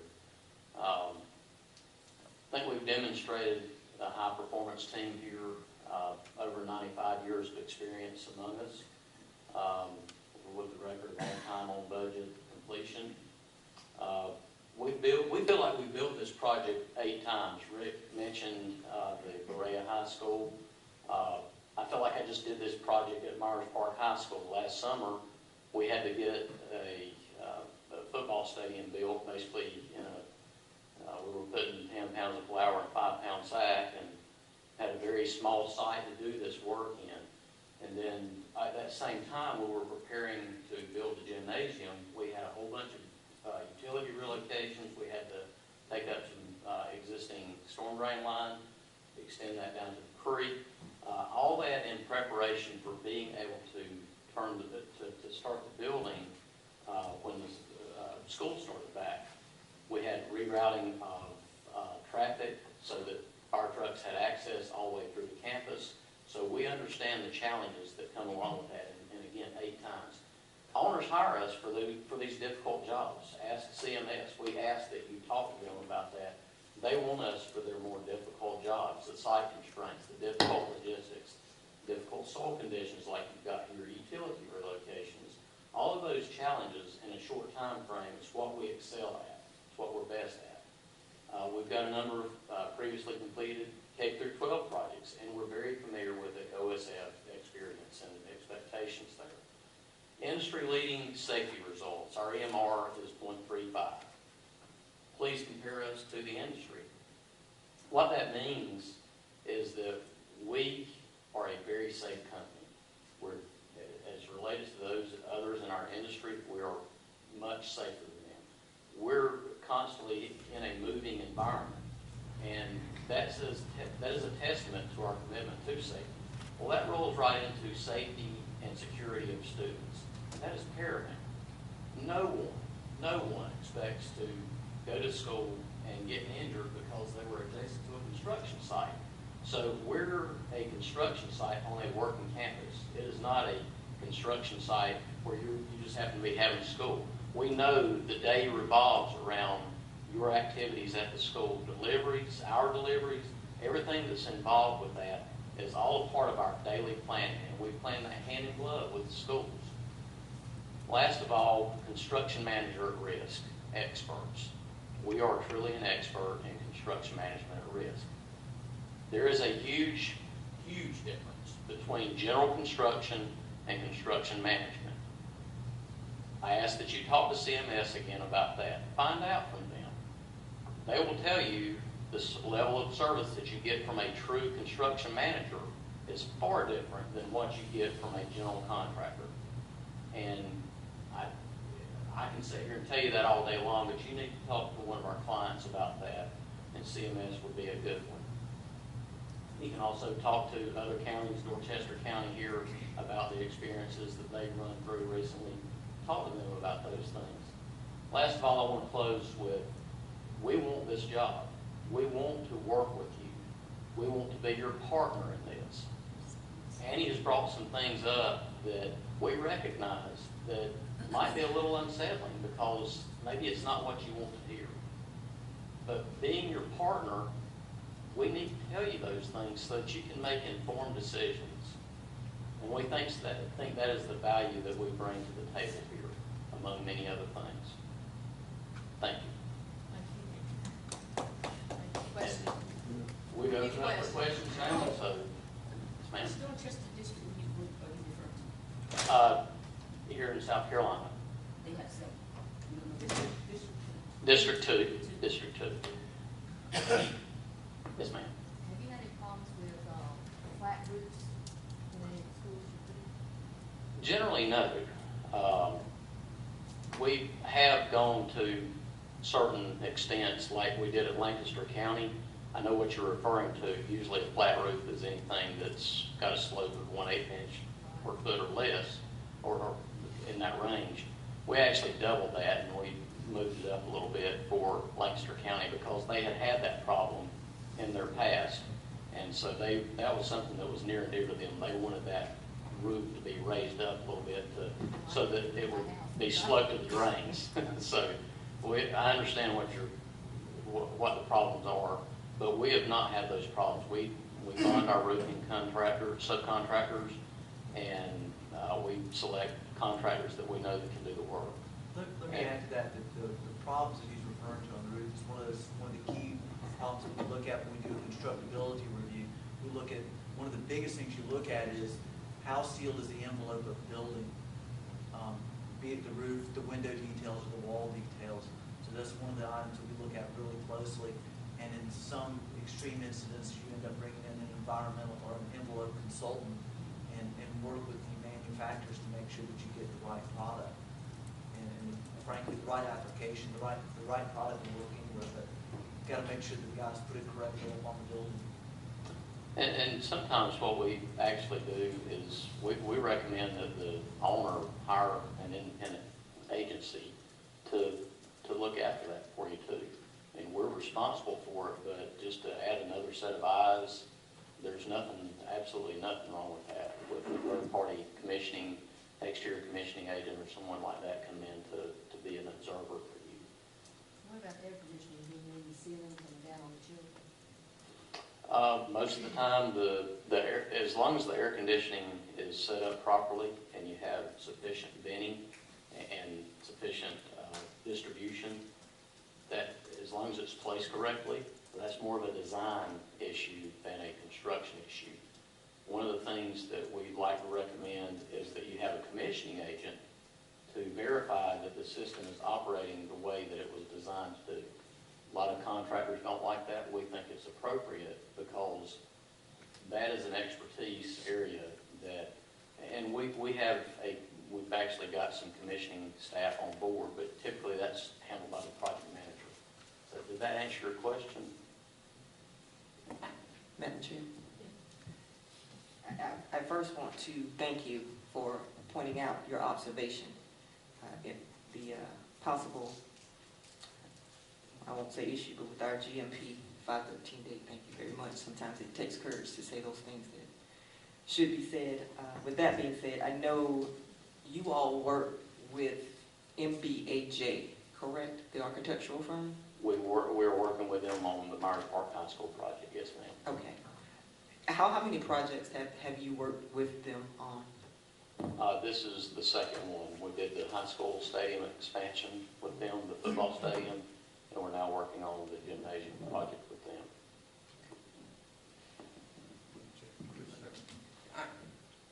Slightly familiar with the Lancaster County Courthouse, and there's been some of the larger windows have shattered. I don't know whether it was heat in the summer or whatnot. I didn't know whether anybody was aware whether that's an issue that had been addressed, or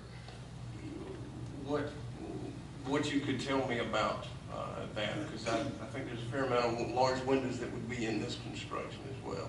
Well, we've had that project, it's been finished in 2011, I believe. I have not had a single call back on that, so I'm not familiar at all with that. I'll certainly follow up with Steve Willis and ask him about it, because ask Mr. Willis about our services. He is very happy with us, so I will call him tomorrow and ask him about that. And I don't want to miss, I may have said several, there was probably 3 or 4 of them, don't get me wrong, I said several on that, but. Okay.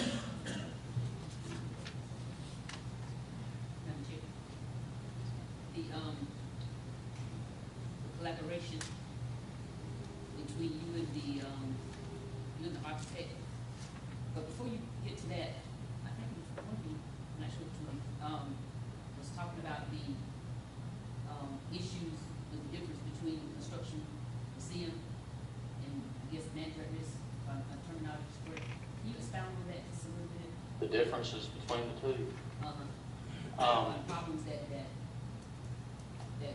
could arise. A true construction manager, that's really basically what they do.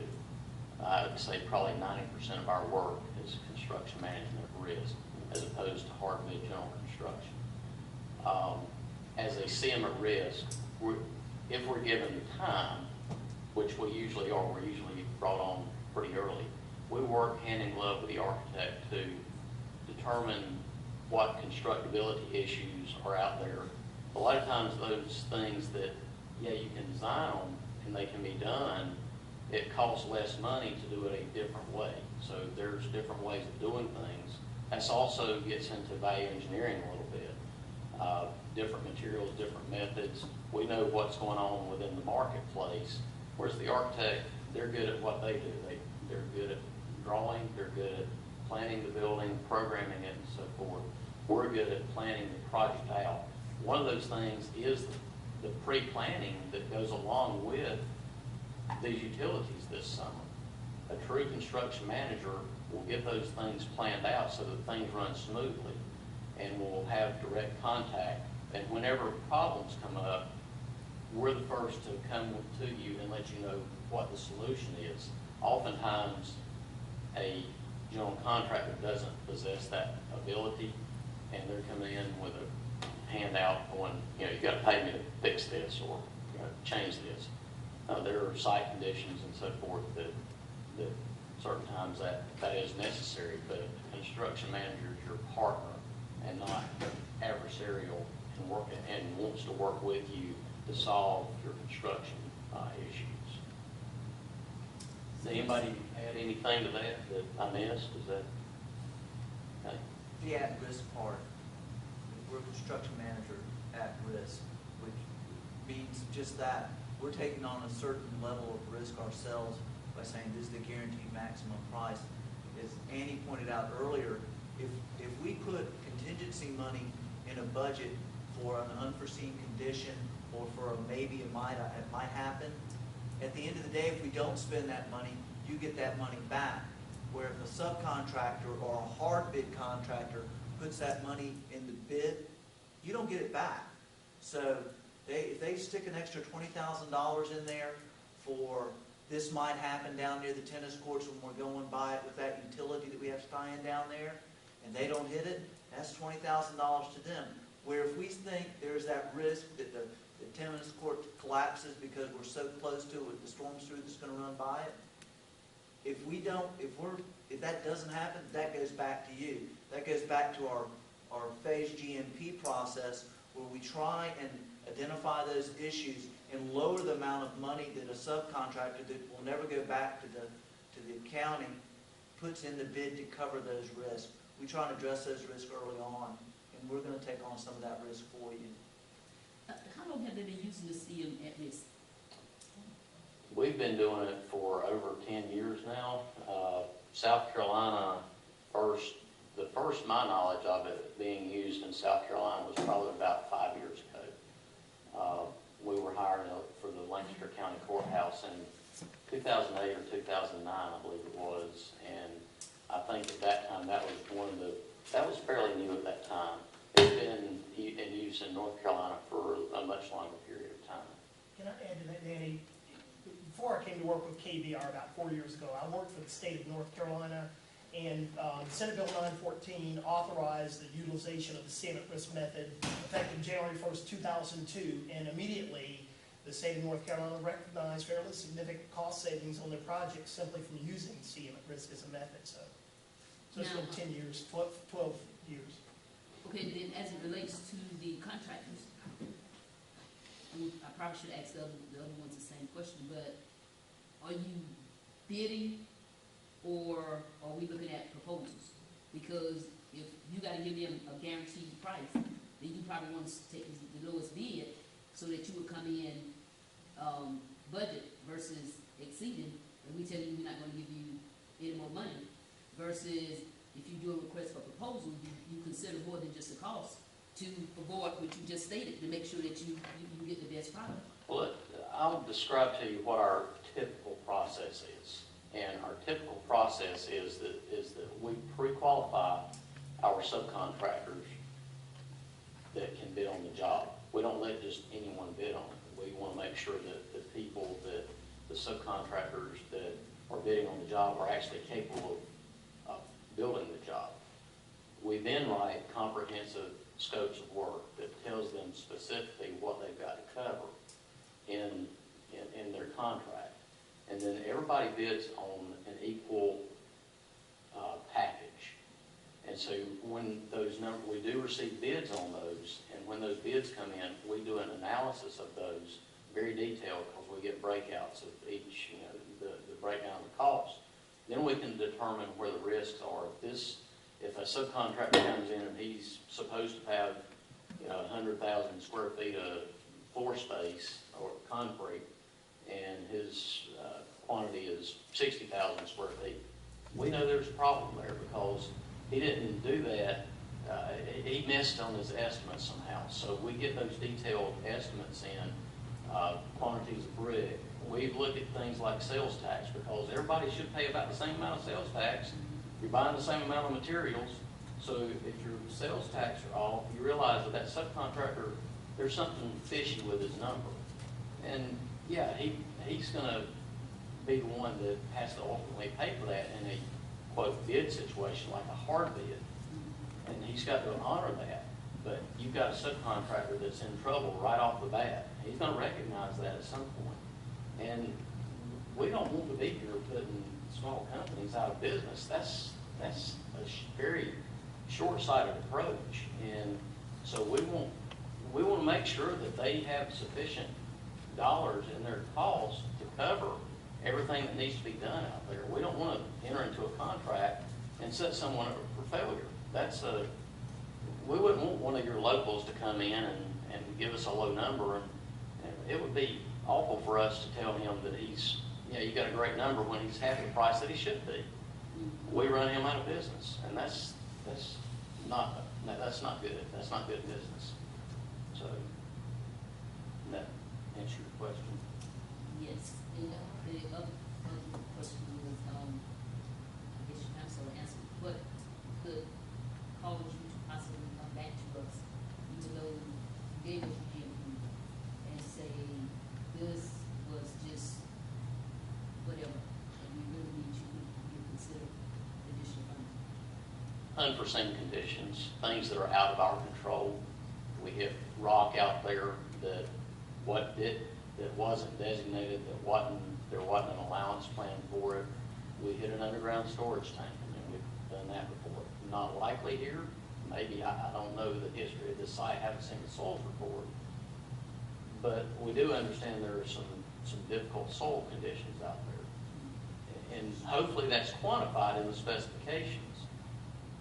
And if those quantities are, I don't know, let's throw out a number, 5,000 cubic yards, and it turns out to be 6,000, well, we didn't put it there, so that would be something that we would have to come back to get reimbursement for. We didn't create the issue. The other would be, just that primarily unforeseen conditions. There are sometimes discrepancies or problems with the documents, but usually that's covered with the CM at risk approach, because we know the documents are not going to be perfect. I think the riskiest part of the job is coming up out of the ground, because we just don't know what's there. Right. So that's normally where we just don't know what's there. So that's where the biggest risk is going to come from. So really, any contractor, once they got that foundation set and you're hanging steel, you're putting up steel, it's like, it's a sigh of relief, both on our part and your part, because we've dealt with most of the unknowns at that point. The building is not the difficult part of this project. I mean, it's not going to be easy, no building is, but the site part of it is the most difficult, and with the compressed schedule that you've got, and we know that you've got to be ready for school come August 1. So that's the challenge here, and those unforeseen conditions. So. Typically, we will build money into a contingency to address those issues. And again, as I said previously, if we set money aside because of something we see in a soils report that makes us believe that there may be a risk there, if we don't spend that money, or if we have to spend that money, you're going to see it. We can't just spend your money. We have to show you. That's the other thing about a CM at risk. We have to show you where every dime goes. It's that kind of open book. And if we don't spend that money, you see it. It's transparent, and we like that. Yes, I just want to dig back up and talk about those container walls that we're talking about the soil. So you kind of elaborate a little bit on that? What we were told is that the second retaining wall just up the hill from the school there was moving. Now, we don't know if that retaining wall is supposed to be removed or if, we don't know what the engineer has said in his report. We've got a couple of ideas, and Ken brought up a very good one. I don't know if you want to talk about that, Ken, about What I had suggested in that is, and it's a possibility, we just need to get with the engineer and see what we've got. I noticed one end as we drove around, we just kind of drove through quickly, one end looked like it was sagging and dropping down a little bit. In past experience, we've gone in and actually sistered another wall with a larger footing right to that wall. And that saves in a lot of cost because you don't have to remove the other wall. And you don't have to support the bridge that runs into that wall. Correct. So it saves us time, it saves us a lot of money, and all you're doing is pinning to it, putting a deeper, wider footing and an engineered system. Thank you. But again, that would have to be something that the engineer would have to sign off on. But we think that's a constructability review right there that we've done on that wall. When I was mentioning about the flat roof and as far as leaking, I had heard that it was in Berea. Do you recall what was causing that? Did the Berea roof leak? Yeah. The issue that we had at Berea was not the actual roof leak. This is the same one I'm thinking of. It was actually the HVAC unit leaking, and that we were pulling water in through the unit. It wasn't the roof. And once we ended up changing out and getting the system properly balanced, we took care of it. But the roof itself did not leak, not that I'm aware of. I know it was down the walls when I was trying. The only issue I was aware of that we addressed was leaking that was associated with the HVAC equipment, drawing water into it because of improper balancing. And that goes back to what we were saying about a good commissioning agent. Part of the systems have gotten so complicated now, it's no longer just flip a switch and it makes it work. The systems are really finely tuned and closely balanced. And that's what happened to us at Berea. Frankly, we changed the unit. It was supposed to have been trained. We ended up using Carrier, and it just did not mesh as well. Kind of like working on used to be working on a 350 Chevy engine, and now you've got these engines that you've got to take the engine out and change the oil. So that's kind of the situation we're in with HVAC. That's why it's so important for those commissioning agents to be involved with the project. Now, as far as the heating and air, because that was also at Berea, is there a certain type of heating and air that was put as far as in the spots they were put, or how it was put into the ceiling that comes down on the children? The biggest problem we had at Berea was we allowed the subcontractor to substitute a piece of equipment.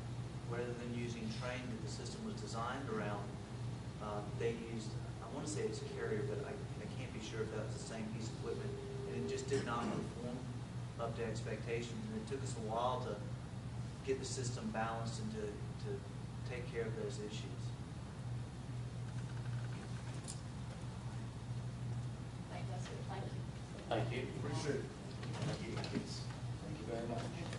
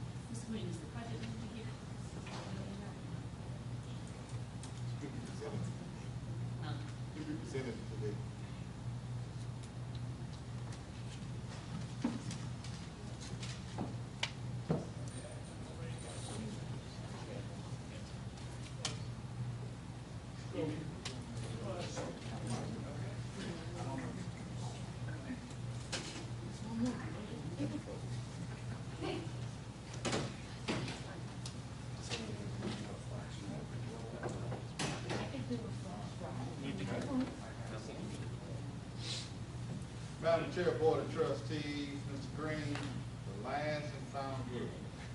Shear Saxton out of Charlotte, North Carolina. The speaker will be Ben Wilhelm.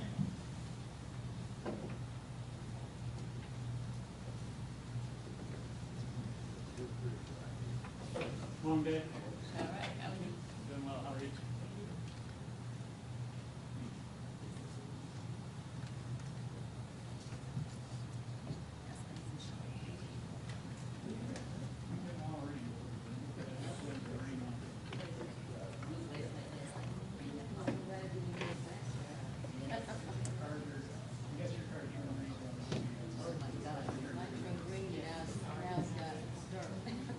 Really? Dirt road. Yeah.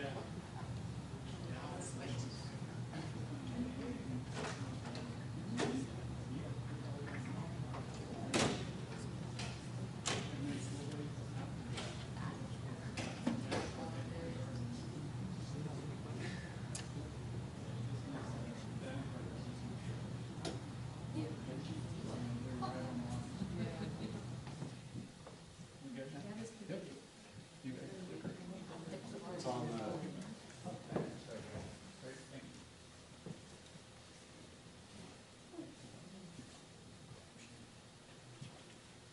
evening, folks. Thank you for inviting our team.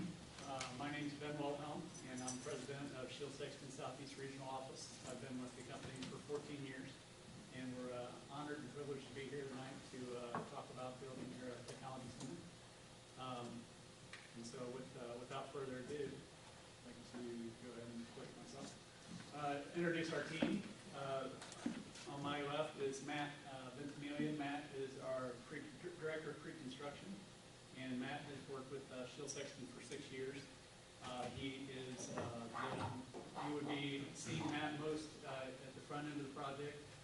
His job is primarily at the beginning is to definitely protect your budget and manage your risk and make sure that we come back with a solid GMP that everybody feels confident in. And so Matt sees every piece of work that we do in Charlotte and does a fantastic job and is very accountable. John DeWalt is project manager with Shield Sexton. John's been with our company for 4 years. Predominance of his work has been in the public markets, and he's also done quite a lot of CM at risk work. And so John would be fully involved through the execution of the project as a project manager as we move into the construction phase, but will also be highly involved in the pre-construction phase as well. And last but not least is Tony Gatna. Tony is superintendent for Shield Sexton. Tony's been with our company for 8 years and has done a fantastic job of demanding command and control on site and has fully executed our goals for schedule, quality, and safety on every project. And so we bring a great seasoned team to the table, a team that understands the public delivery process and understands how to do the right things to get the project off to a strong start and execute from there. Who are we? Just want to talk just a couple of points real quickly before I turn it over to the rest of our team. One of the mantras of our company is to provide a great experience, and a lot of companies can say that, but it's really truly delivered through our execution of what we do day to day. And so we know that we have a fairly short time frame through our engagement of 14 months. We know that there's an awful lot that has to be done, and we know that you are stewards of your community, and we feel like that's incumbent upon us to be that as well. And so when we say we provide a great experience, it's not for just our clients, it's for all the folks that are going to be helping us get the facility built. It's for all of the consultants that we're working with on the architectural and design team, and it's all of your stakeholders here in the community. And so we mean what we say, and the only way that we can deliver that is through professionalism and being very genuine with how we approach the project. Last but not least, safety. We know that this is a project that's wedged right in the middle of 2 very active sites. There are a lot of things going on logistically, and we know that it's very important for us to get out strong in front of that and manage all of that process from start to finish. Up there we've got a slide that says 0.66 for EMR. EMR is called experience modification rate, and what that is basically a barometer for how safe your company is. The industry standard is 1, and the lower you go, the better. And 0.66 for a general contractor and construction manager in our industry is among the very best. And That's just the proof of what we do, but really the meat of our work is really what we do on site. And so our team's prepared to talk a little bit about that, and hopefully we can demonstrate that we're going to help provide a very safe job site and outcome for the county. So with that, I'm going to turn it over to John DeWalt, and he's going to talk to you about a couple of case study projects that we think are relevant.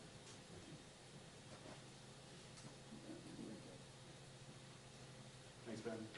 Ben said, my name is John DeWalt. I'm a project manager with Shield Sexton. I did want to take a few minutes to talk about a couple of past projects that we've done that have relevant experience directly to your project. The first is Jackson School. It's about a 77,000 square foot new elementary school not too far from here in Camden, South Carolina. It's South Carolina work. It's K through 12. The highlight here for us is it's an OSF project. So we have experience with OSF. We understand the processes. We know about their 30-day advance scheduling for overhead inspections, for final inspections. We incorporate those lead times into our schedule. We're aware of how critical having your paperwork in order is for their inspections. You have to have all your paperwork ready, or they won't even go in the building to do their inspections. One of the benefits of the CM at risk delivery model is that from the construction side, we get to look at the constructability of the project as that GMP is being developed. One of the successes we had at Jackson School was that we know that you can't run electrical MC cable overhead. It has to be in hard conduit. We worked with the design team and worked with the electrician to run a lot of that, the home runs for the electrical home runs underground and PVC. It was a faster process, a little less expensive, and it eliminated a lot of the overhead clutter that becomes important during that OSF inspection.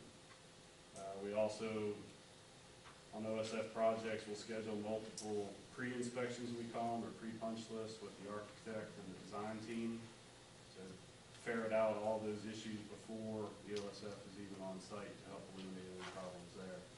And this project, we're real proud of Jackson School that it was the first LEED Gold accredited project in South Carolina for an elementary school.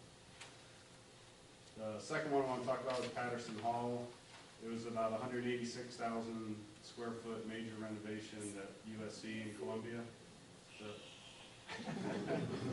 10-story dormitory. Obviously not far down the road in Columbia. The key point here for us is this was a very tight site. It's an occupied campus project. Patterson Hall is sandwiched on two sides by two other dormitories, administrative buildings. We got two high access roads there. We worked hand in hand with USC, with our safety team. We implemented covered pedestrian walkways to protect administration from a neighboring building. We phased a couple different pedestrian walkways across the street there at different points in the project to distance students from the project. And even our scheduled deliveries for major deliveries, we coordinated that with the USC Police Department. We had flagmen on site. So we're really familiar with working in a tight space, students, faculty, and we were able to complete that project without any incidents at all. So we do have, these two we felt were really relevant towards your project here. We've got the experience with OSF, we've got experience on tight occupied campuses, so we can help your project be a success as well. And I think from there, we'll turn it over to Tony Datman. He'll talk a little bit about your project specifically. Yeah. Thanks, John.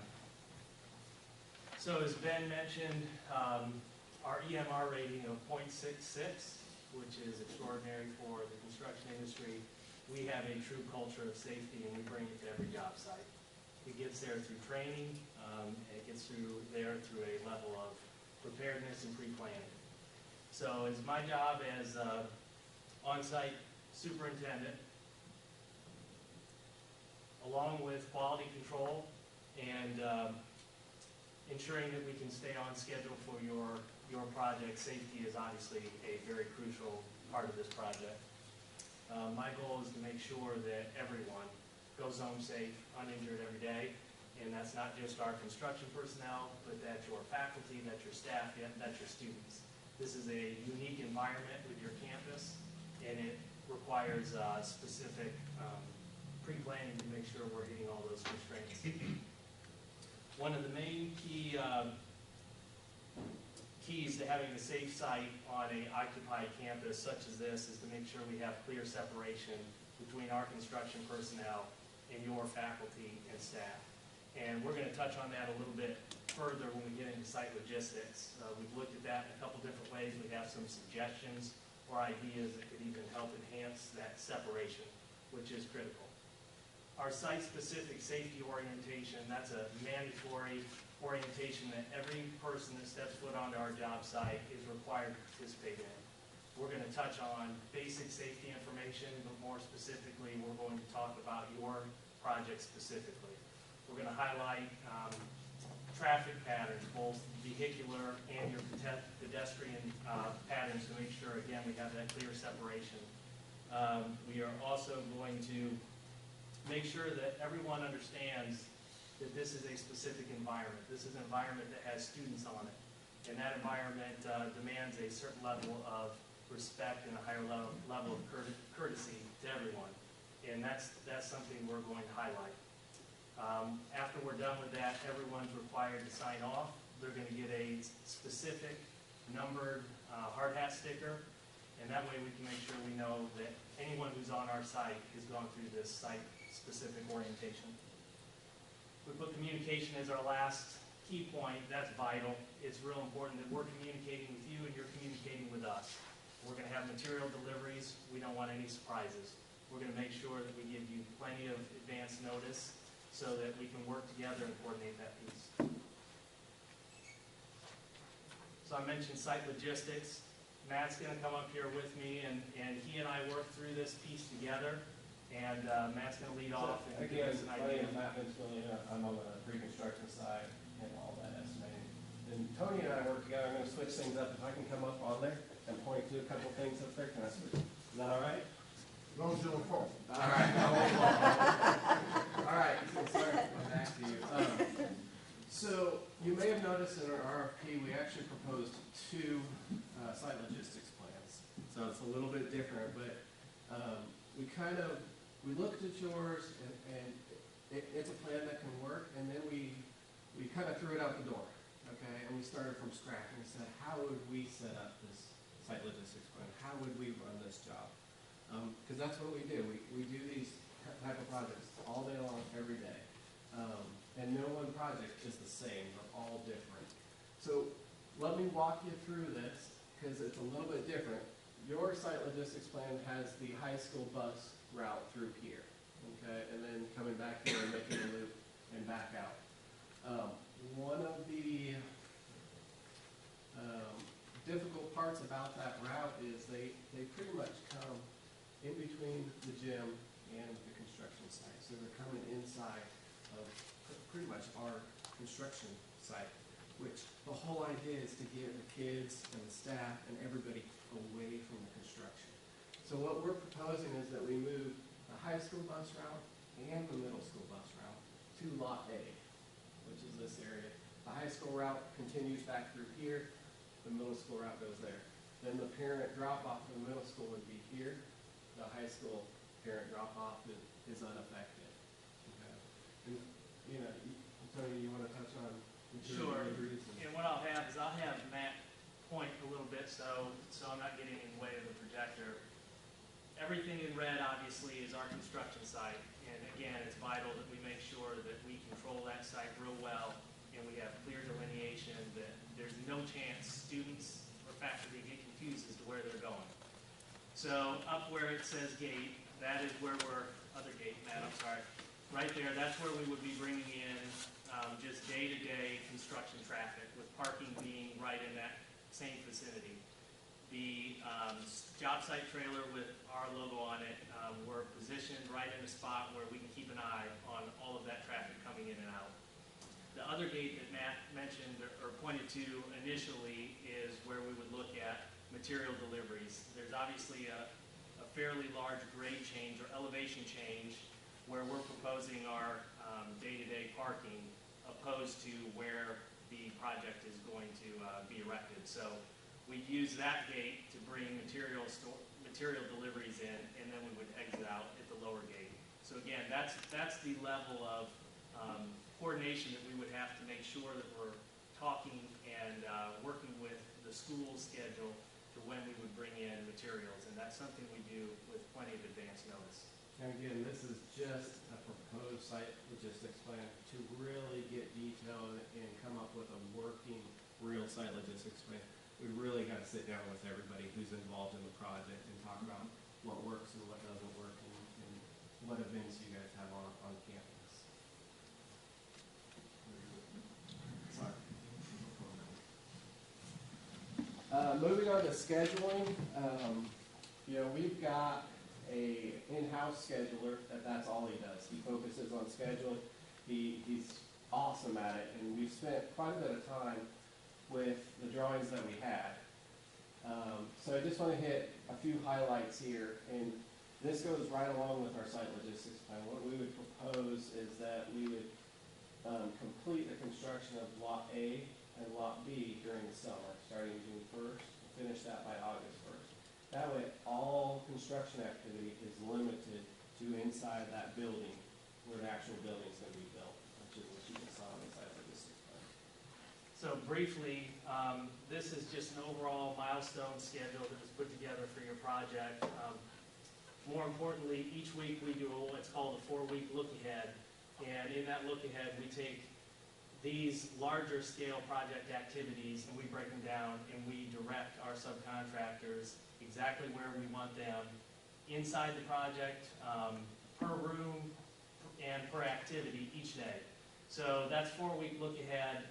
That's something that we'll also go over in an owner-architect contractor meeting. It's a great way, again, for coordination between us and you as the owner. Weekly reports, we have some samples here. We'll pass those out at the end, maybe the question and answer. That's something that we do that helps people who aren't on site as an owner every week, and it gets you up to speed. There's pictures of the project and what happened each week. Again, OSF we put on there as a milestone. We're aware of the importance of that and our level of being prepared for those inspections.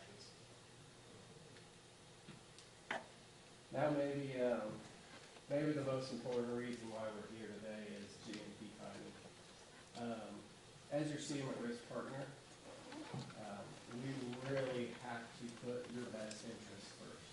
And we don't understand all of those interests yet, but that's what we come to the table and we're prepared to try to understand those interests.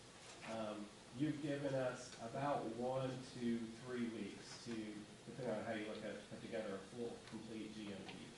What we would propose is a 2-phase GMP process. And what that means is we would do a GMP on the site so that, let me step back for a second. This 2-phase GMP process would not extend your schedule at all, okay? We would turn in a site GMP by May 13th and start construction June 1st. And meanwhile, we would do a building GMP for the actual buildings of the vertical construction, let's put it that way. And we would turn that GMP into mid-July.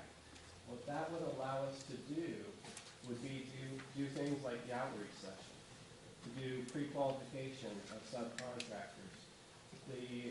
This is really the true benefit of hiring a CM at risk contractor. If that's what you're looking for, this is where the value is. We provide the coordination and constructability reviews, as John mentioned before.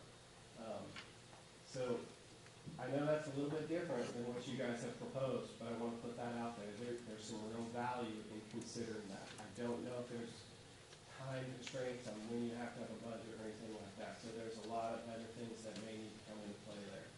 But lastly, we want to just end with Shill Sexton is the right choice for this job. We've got proven experience. We've worked on tight sites. We are safety oriented, safety minded. We've got the team to lead this job, to finish this job, provide a high level of quality for you. And we are a collaborative partner, and we want to be your team.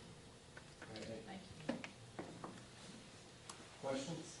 Again, what you said you wanted us to consider, I guess, on the GMP? Yeah, so your schedule, Right now, you guys are going to make a decision April 22nd, I believe, and notify the contractor April 23rd. And then there's a 10-day protest period, and you'll release drawings on May 6th and allow 1 week to provide a GMP on the entire project, which, to be really frank with you, is not enough time. If you release the drawings on April 23rd, we would have 3 weeks. We could turn around a GMP, but you're losing all the benefit of hiring a cement works contractor if you want the entire GMP at that point. So what I'm asking is that you allow us to submit a second GMP for the vertical construction, middle of July, and that would allow us to do things like outreach sessions to get the word out there that people, that you know, that the project's out here, that subcontractors see what kind of interest there is.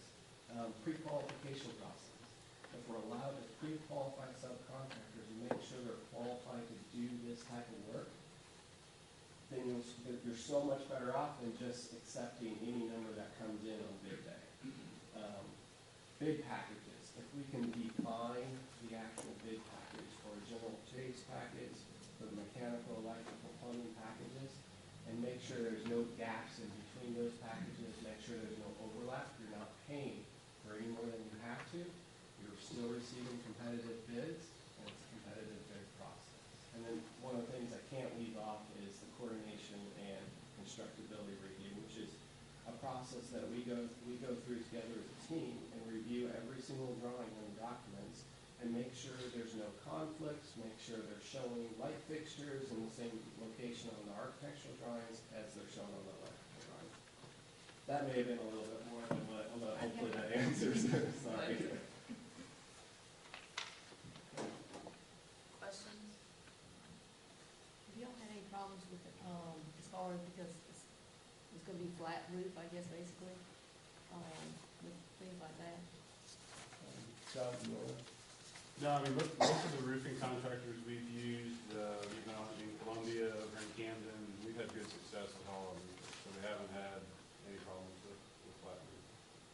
What about air conditioning as far as, I guess, the location and coming down on the children? Is that putting the roof? You're talking about diffusers in the ceiling. I think that's something along the constructability coordination with the designer and with our mechanical subcontractor as to proper positioning for balanced airflow in the building, but it's certainly not an issue.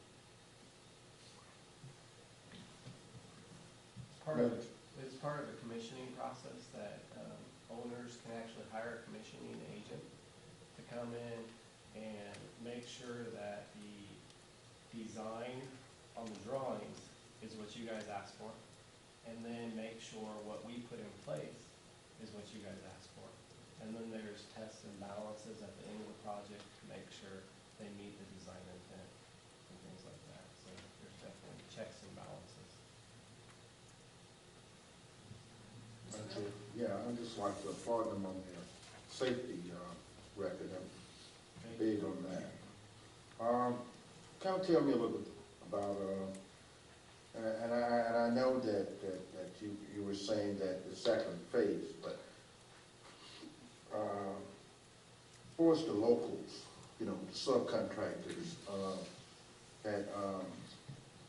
that you would hire, you know, minority businesses, things like that. Tell me what your company have experienced in dealing with minority contractors and what have you. One of the projects wasn't mentioned in the presentation. It may be in the RFP is Parktown Terrace that we did with the Charlotte Housing Authority, where we actually joint ventured with McFarland Corbett Construction, who's a minority contractor that we've known for almost 10 years. So we partnered with them, but also these outreach sessions that we hold, it's really a 5-step process to gain that interest. One of the other things we can do is we can look at different bid packages for the local sub-community, but also the minority community, see where they're the strongest, where they would qualify for a project like this. And we can create specific bid packages around those strengths so that they would be interested, so that they could actually participate in the project.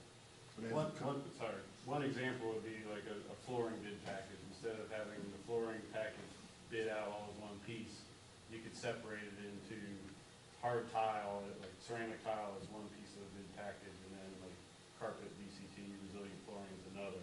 Give some of the, that's what we did at Parktown Terrace, to be able to sometimes separate some of those packages into the smaller bid packages. It gives some of the smaller minority businesses more opportunity.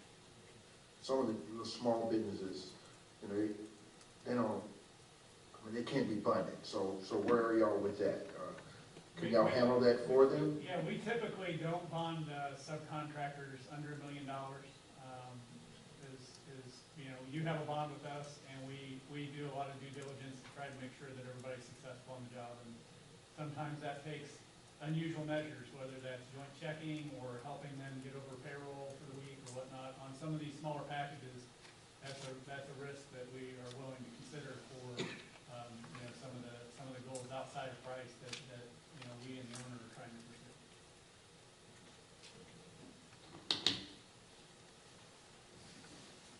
Okay. Thank you, guys. Thank you. Thank you very much. I actually filled a handout. Our handout, so I want to leave you with these. It's basically our presentation. So thank you for your time. Appreciate it. Thank you. Thank you. Thank you, man. Appreciate it. Yep. Thank you. Thank you. Appreciate it. Thank you. Thank you. Thanks a lot. All right. Were you in Myrtle Beach? Recently. I got a couple last All right, thank you. You guys want?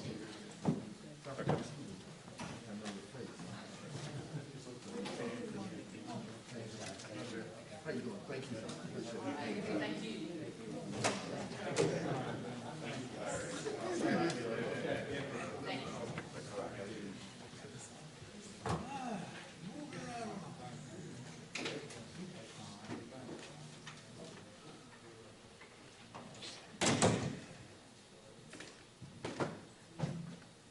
Madam Chair, with the interview process being over, I put some notes in the packet that you all received.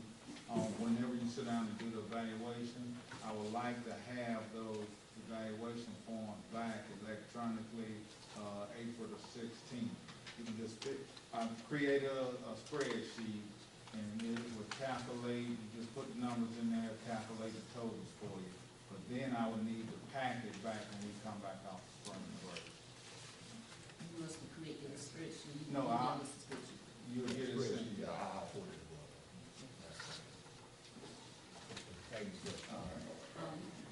Any questions on that? Can you express a concern that at least two of the vendors mentioned about the date to get the GMP? Yes, ma'am, Madam Chair. Ms. McDaniel, yes, we heard that in kind of the pre-bid conference about the short date.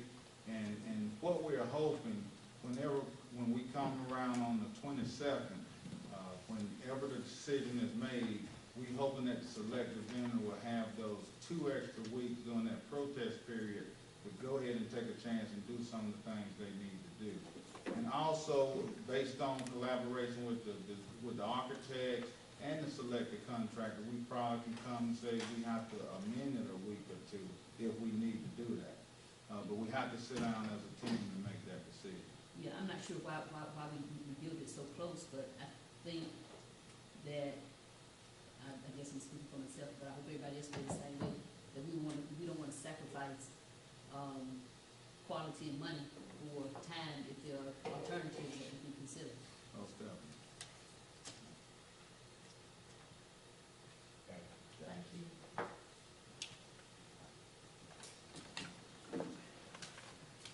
All right, well, we'll move along. And in researching these minutes, rather than approving minutes, I'd like for us to consider formatting the board minutes. And according to Robert's Rules of Order, that, of course, would be first reading because it would require policy change. So we'll entertain a motion to move forward with the superintendent's recommendation there. Madam Chair, I'll make a motion to approve the proposed formatting of board minutes as recommended. Okay, and that's according to Robert's rules. Thank you. Second, Madam Chair. Thank you. We have a motion, Mr. Frick, second, Mr. Miller. Any discussion or questions? I guess my point of concern is, did you all not read the policy and see that we already have a policy in place that addresses the minutes?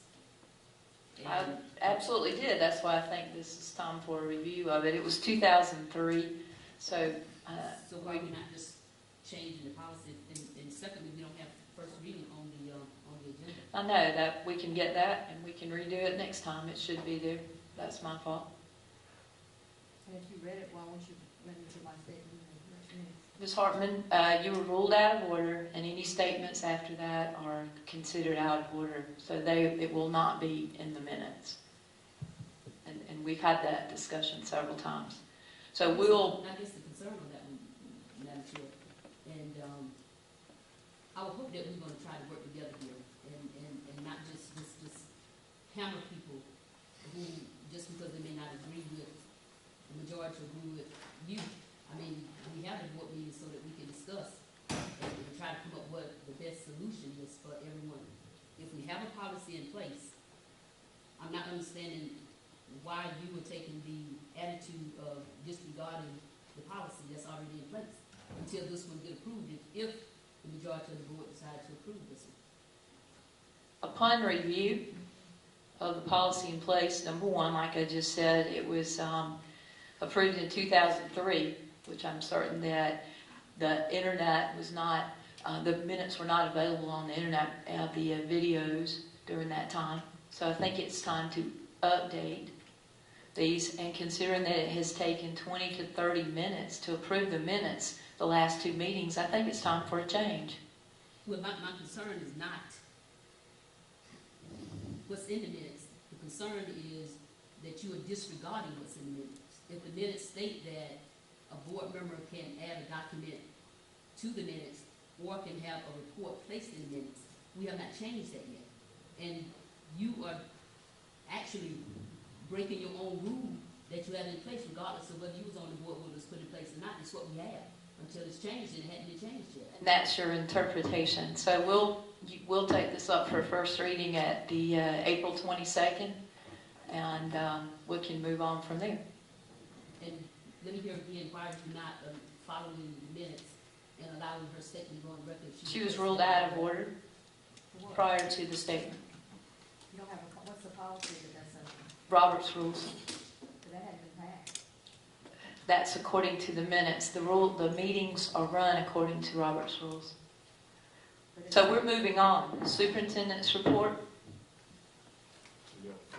We're going to table it. We'll table it until we have first reading written after it, and then we will take that up at the next meeting. Madam Chair, I just have a quick question. Okay. What's the significance of the change? Because I'm hearing board minutes and what should be placed in board minutes versus a statement for the record. I'm unclear about what is actually being changed. Well, read the top part of the new proposal. Okay. And I think, we spent quite a bit of time talking about minutes, and I guess I'm in agreement. I think we need to come to some kind of consensus in terms of what minutes should be. One thing that we found in terms of research and Robert Rules of Order is that minutes should basically be a summary of what was done and not what was said. And I think we've had a lot of conversation now talking about rather we have included what was said accurately in the minutes. And so what I'd like to see us do, Ms. Harrison, is to really get away from so much debate about what was said and get back to what Robert Rules of Order said is the official record, which is what was done. And actually, when you read some of the research that we found, they said that as a practical consideration, that you should avoid including descriptions of board members' comments in the school board's meeting minutes to avoid creating a following risk that a statement recorded in the minutes, even though accurate, will be used against the board in a legal dispute where one board member's comment is taken as the representative of the board's views. that a statement recorded in the minutes will be inaccurate or incomplete, and the district will have to admit it in a legal dispute. That a board member may make comments that end up being used in a lawsuit, criticism or accolades, and finally, minutes shall not reflect the clerk's opinion. So I think the biggest change, Ms. Harrison, is right now we've had a lot of conversations about whether the minutes reflect what was said during the meeting, and we're transitioning to having the minutes reflect what was done during the meeting. So, just to clarify, Yeah. so if there's an issue, say one of the presenters, and I say for the record, I would like the minutes to reflect that I disagree with presenter number 4 because of such and such. So it's not actually, well, no one's saying it's not going to constrict board members from making factual statements for the record. Right, and that won't constrict anything. Okay. That's taking it all in right there, and that's available online. And I think that's such an important Sarah. In terms of having a formal documentation of everything that transpired, all our meetings are recorded by video. We can go back and look at everything that's said verbatim. I think we're just talking about what's included in the written minutes. And so, all those things that are said are still included, and we can reference those by video at any point in time. Right. I guess my only concern with that would be the video is not legal. The minutes are. So, well, I guess we'll discuss it. Madam Chair, let me make sure I understood Mr. Newman, because it sounded like, based on Ms. Harris's question in his response, and Ms. Hartman's request and the response seem to be contradictory or in conflict. Okay, Ms. Harrison states that it's okay for a board member to still continue to make statements for the record, because that's not comments of what's going on. That's a minority of the majority saying that I would like for the record to reflect why I held the position that I held, particularly if your constituents are reading the minutes and you're trying to convey the best of what they elected you for in your decision making. So did I hear you correctly that that still can be inserted as part of the minutes? No, ma'am. No, ma'am. So what I'm saying is, in terms of Robert Rules of Orders, and I think you can determine whether you want to follow that or not. What Robert Rules of Order says is that minutes should include not what was said or anyone's position, but what was done. So your position is reflected in the vote. So if all of a sudden there's a motion on the floor and you disagree with the motion on the floor, your position is reflected in your no vote, not necessarily in what you said. Well, first of all, Mr. Green, Robert's Rules of Order is not even written for a small body like this. Robert's Rules of Order is written for a large assembly. And there have been instances with this board, as I'm sure with any other governing body, elected officials, where there were just a few members, where when litigation comes, they are looking for certain things in the minutes. And the minutes and what's in there does help with the litigation. Just because it's in there doesn't mean that it's going to be negative. It's going to go either way. And I'm hearing y'all refer to Robert's Rules of Order, but Robert's Rules of Order doesn't supersede policies that you have in place until you change the policy. Well, so once again, Mr. Day, what I've said is maybe a proposal, and so the board can accept my recommendation or not accept my recommendation. I'm not speaking to superseding anything that's happened in the past. I'm just talking about what I propose moving forward. And I guess I'm still stuck in, we have a policy in place, and as I understood the policy states that a board member can have a document or a statement or whatever placed in the minutes. And that's what we currently have as our policy. Okay. So I guess what I'm not understanding is, why are we going to be so abrasive? Because that's what we're being abrasive, and not allowing a statement to go in the record unless the statement is doing some damage. You think I'm being abrasive? Who will make a decision? What decision? That the statement can't go in the record? Well, I'm not speaking about that part. No, then Yeah, I'm not. Okay, yeah, I'm not speaking about that. So, and I've answered the question from my perspective, so it's time to move on. Well, I think we've got a lawyer in here that sits in here and listens. Maybe he needs We're to answer moving us. on. Is it legal that for her to say when it's We will table this. a policy that's currently on. Ms. Hartman, Would you like a we copy? will table this until the next meeting, at which time it will be first reading. We will move on to the superintendent's report. I'll be brief in the interest of time. Chairman Reed, members of the board. First of all, I'd like to bring your attention to the newsletter. Ms. Wallace continues to do an outstanding job putting that together. In addition to ensuring that the website is always updated. Also, I'd like to remind you that the Fairfield School District Hall of Fame Banquet, which would be our first ever, will occur on 4/24/14 at 6 o'clock at the Carolina Events Center. And we're very much so looking forward to recognizing all of those recipients. Also, and I sent an email out today, but I'd like to really congratulate 4 of our schools that won Pamela Gold and Silver Awards this year, which is absolutely outstanding.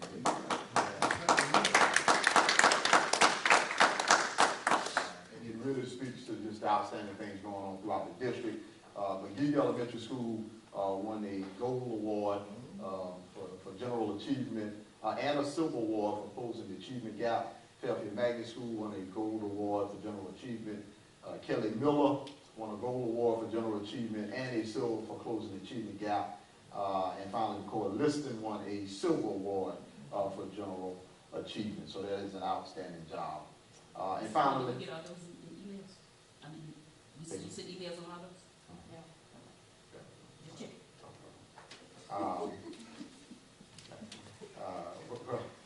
Senator Coleman and Representative Douglas presented the Fairfield Magnet School and board members and district personnel with a proclamation today for winners Palmetto's Finest Award. So we'd like to thank them for inviting us down to the State House today and really bragging and showing the great things going on in Fairfield County.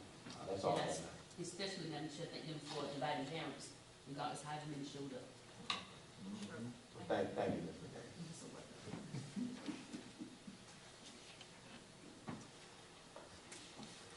Next thing I have is a funding request for the Going Out of City Field Experience. We talked about, that's not next? Timberhart. Oh, Timberhart, pardon. Timberhart, let me kind of tell you what we have here. As you know, we're going to be moving several functions over to the current Career Center, being Going Out of City Academy, maintenance, and transportation. As a function of that, we will have to construct a fence to place all the buses in. The construction of that fence is going to require that we go in between the tree line, therefore cutting down some trees in order to construct the fence. So what I'm asking the board for approval to do is for us to harvest those trees in lieu of just abolishing those trees and not getting anything for the trees, because we are going to need to cut down some trees in order to construct the fence. And why do we want to try not to get any money for them? That's what I'm saying. We want to get money. Oh, I thought you said you wanted to not. Madam Chair, let me make a motion that we adopt superintendent recommendation to cut the trees over there by the Career Center so that we can, Ryan, read that up. Everybody knows to make some money. All right. All right, we have a motion by Mr. Miller. Second. Thank you, Mr. Frick. Discussion and questions? Madam Chair. Yes. Mr. Green, is there some type of, I guess, diagram that you can show us exactly how much acreage we're talking about? And if it's small enough, can we use a local company here instead of this company based out of, I believe it's Chester? I think this is the same company that cut the timber before. Is there any additional information you can provide? We just, in terms of how much acreage, did you have to know it off the top of your head, Mr. Twitter? Not right. Do we take bids on that? Yes, Madam Chair, on this, can't remember what the acreage is, but we will have to do bids on that. Okay, I'm sorry, Madam Chair, Mr. Tweedy, can you give me a general idea of a diagram of where we're talking about? We can send that to you. That was presented whenever we did did the last timber harvest, if you still have that manual, it is in that manual, but I'll be glad to get that diagram and send it out to the board. No, what I'm asking is in reference to the parking lot. We're cutting the timber. Yes. Right. What I'm looking for is the plan for the parking lot and how that timber coincides with the fence or whatever we're doing. I guess just more detail as to specifically how the parking lot will be designed, or I mean I still have that. So are we actually cutting all of that acreage that was listed before? Our plans are to cut all of that acreage over there for that, just to get somebody to cut it at that price. Okay. So is it being cut for the development of the parking lot for the buses as far as the fence, or okay, I guess what I'm asking for is a design of what the parking lot is going to look like once the acreage is cut. All right, If that Madam makes Chair, I sense. think when you all voted on that parking lot funding, I thought I put the diagram of the parking lot in there.